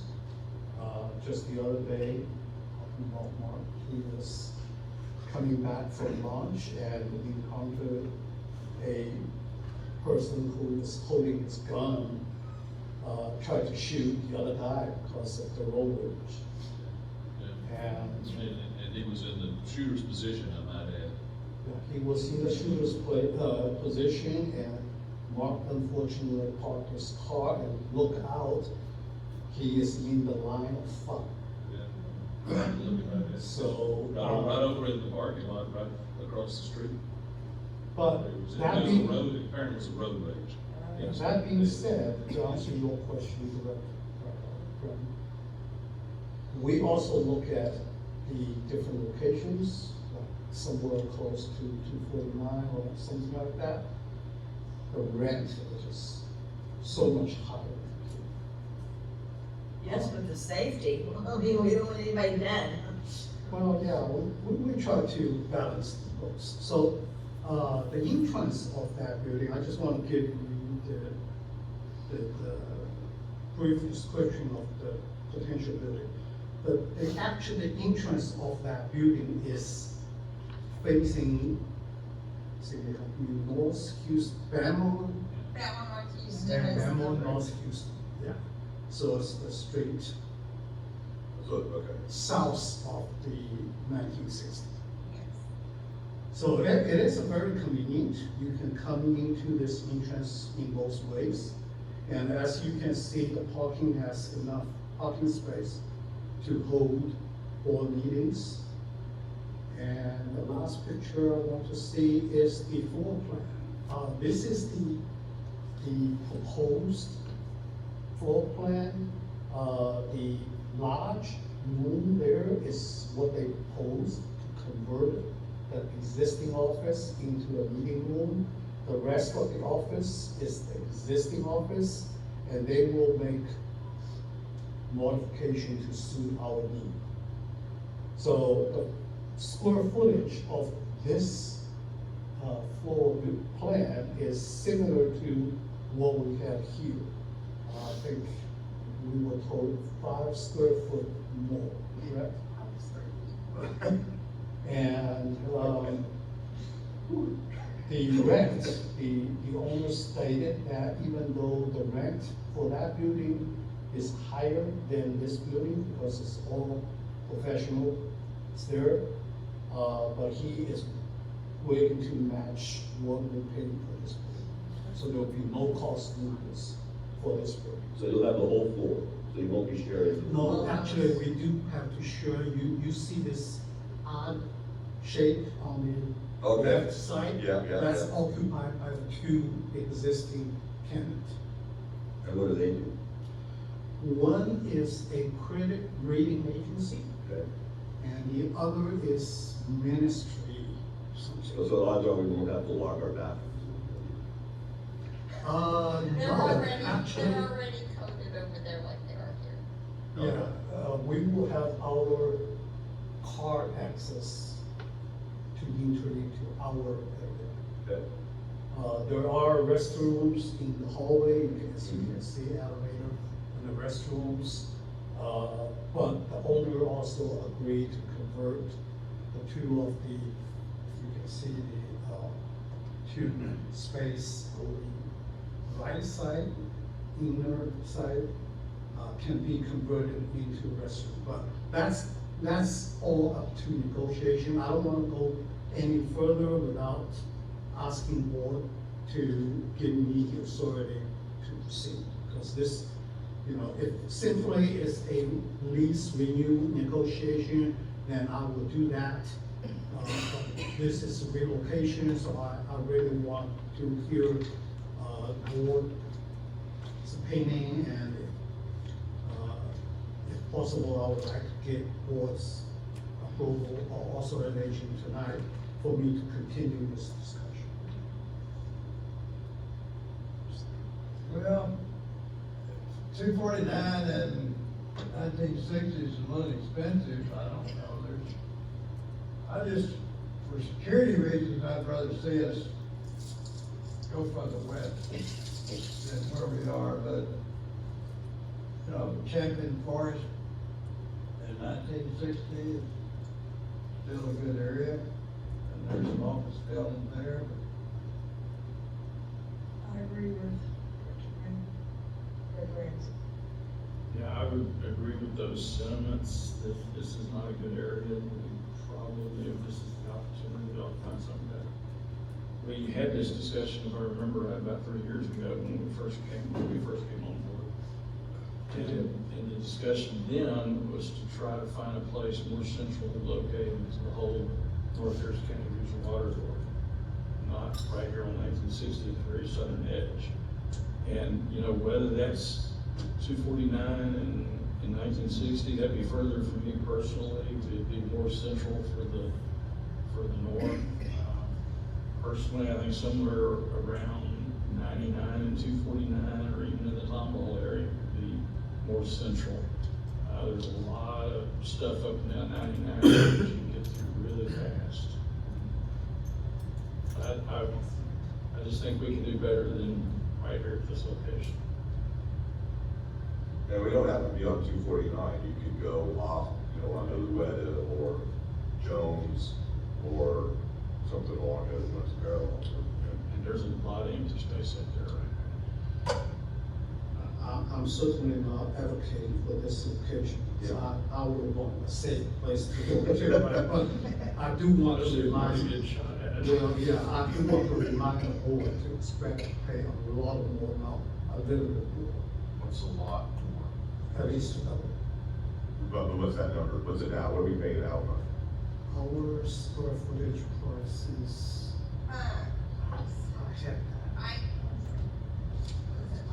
what, oh, the total, yeah, no, our total amount is 14,000. Yeah, 14,000 a month. Expecting to pay, so, So now we're about $1 a square foot, and it will be $2 a square foot.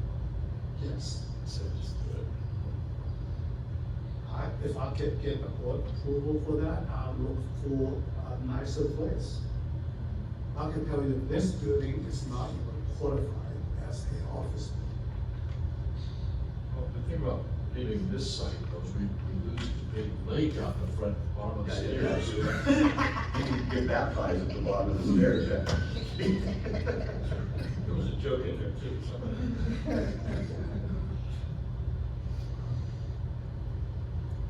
I'd say, yeah, if you're looking for a motion, I'll move that we give you some latitude in looking for a new, location for the office.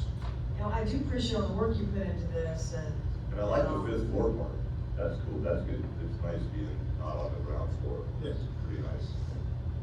But I can't believe how, you know, you could be killed, you know, and I agree with Director Graham, there's just more crime over here, so if we could scoot towards 249, a little more.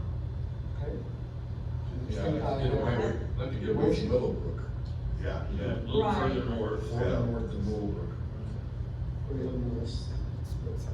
Like Louetta or Jones and Louetta or more. I have closer to seen 99. What is it, Vintage Bar or something? Yeah. Somebody plays it around. That ain't be nice. Oh, yeah, that's right. Okay. Just for the record, let me Yes. clarify, the man was not aiming directly at me. He was aiming at the car that was between me and him and me. But it felt like the same thing. Nice. You know, it wasn't like he was brandishing it or anything like that. No, He was ready to put a hole in something. Yeah, he clearly knew what he was doing. Did you need us to vote on that? Yes, I would like to have authorization to proceed, because I need to tell the owner of this building that I'm And when is that date again? Well, let's give us another. place first, yeah. Yeah. But I need to proceed with the Okay. more Have a expensive. vote. Well, Director Fusser's got a motion on the, Yep. table to. No more comments? Yeah, you have more comments? No. No, he says no more. There's no more comments, so let's vote. Okay, to, give permission to Mr. Chang to look for a more expensive place. Okay, all in favor? I wouldn't like to More suitable place. That's no More point. suitable Centrally place. located. Centrally located and suitable place. More suitable location. Okay, all in favor say aye. Aye. Any opposed? Motion carries. Thank you. Next up, agenda item 10, operators report. Hello, Jerry, I know this will be short. Good evening, Gary Jones with Parks, speaking on behalf of operations. On the day I had reported about 2 weeks ago, City of Houston was starting a new acceptance test. We had some low residual issues from what they were sending us, but outside of that, no issues or complaints, water quality issues, anyone on our team or any officials. In the words of my friend Carlton McDevitt, everything's going great. Thank you very much. Aye. Any questions for him? Okay, thank you. Agenda item 11, Director of Planning and Governmental Affairs. Nothing. Orders in that. Nothing. Okay. Agenda item 12, construction and engineering update. No change on the last one. No change. Thank you. Agenda item 13, board discussion, potential future agenda items. Just the one we talked about earlier. Just the GRP. Okay. We talked about earlier. And also, there's supposed to be something else in our next agenda. No, January, Director Graham requested to talk about the cybersecurity issue, and we are going to give invitation in February, early in January. Is that Director Graham? Okay. Thank you. So nothing else. Agenda item 14, the next regular meeting will be held on January the 5th. Is that Monday? Is that That's Monday. that's Monday, January the 5th. So a few days after the holidays are over. Okay. And if there's nothing further, we'll be dismissed at 9:28. We're adjourned.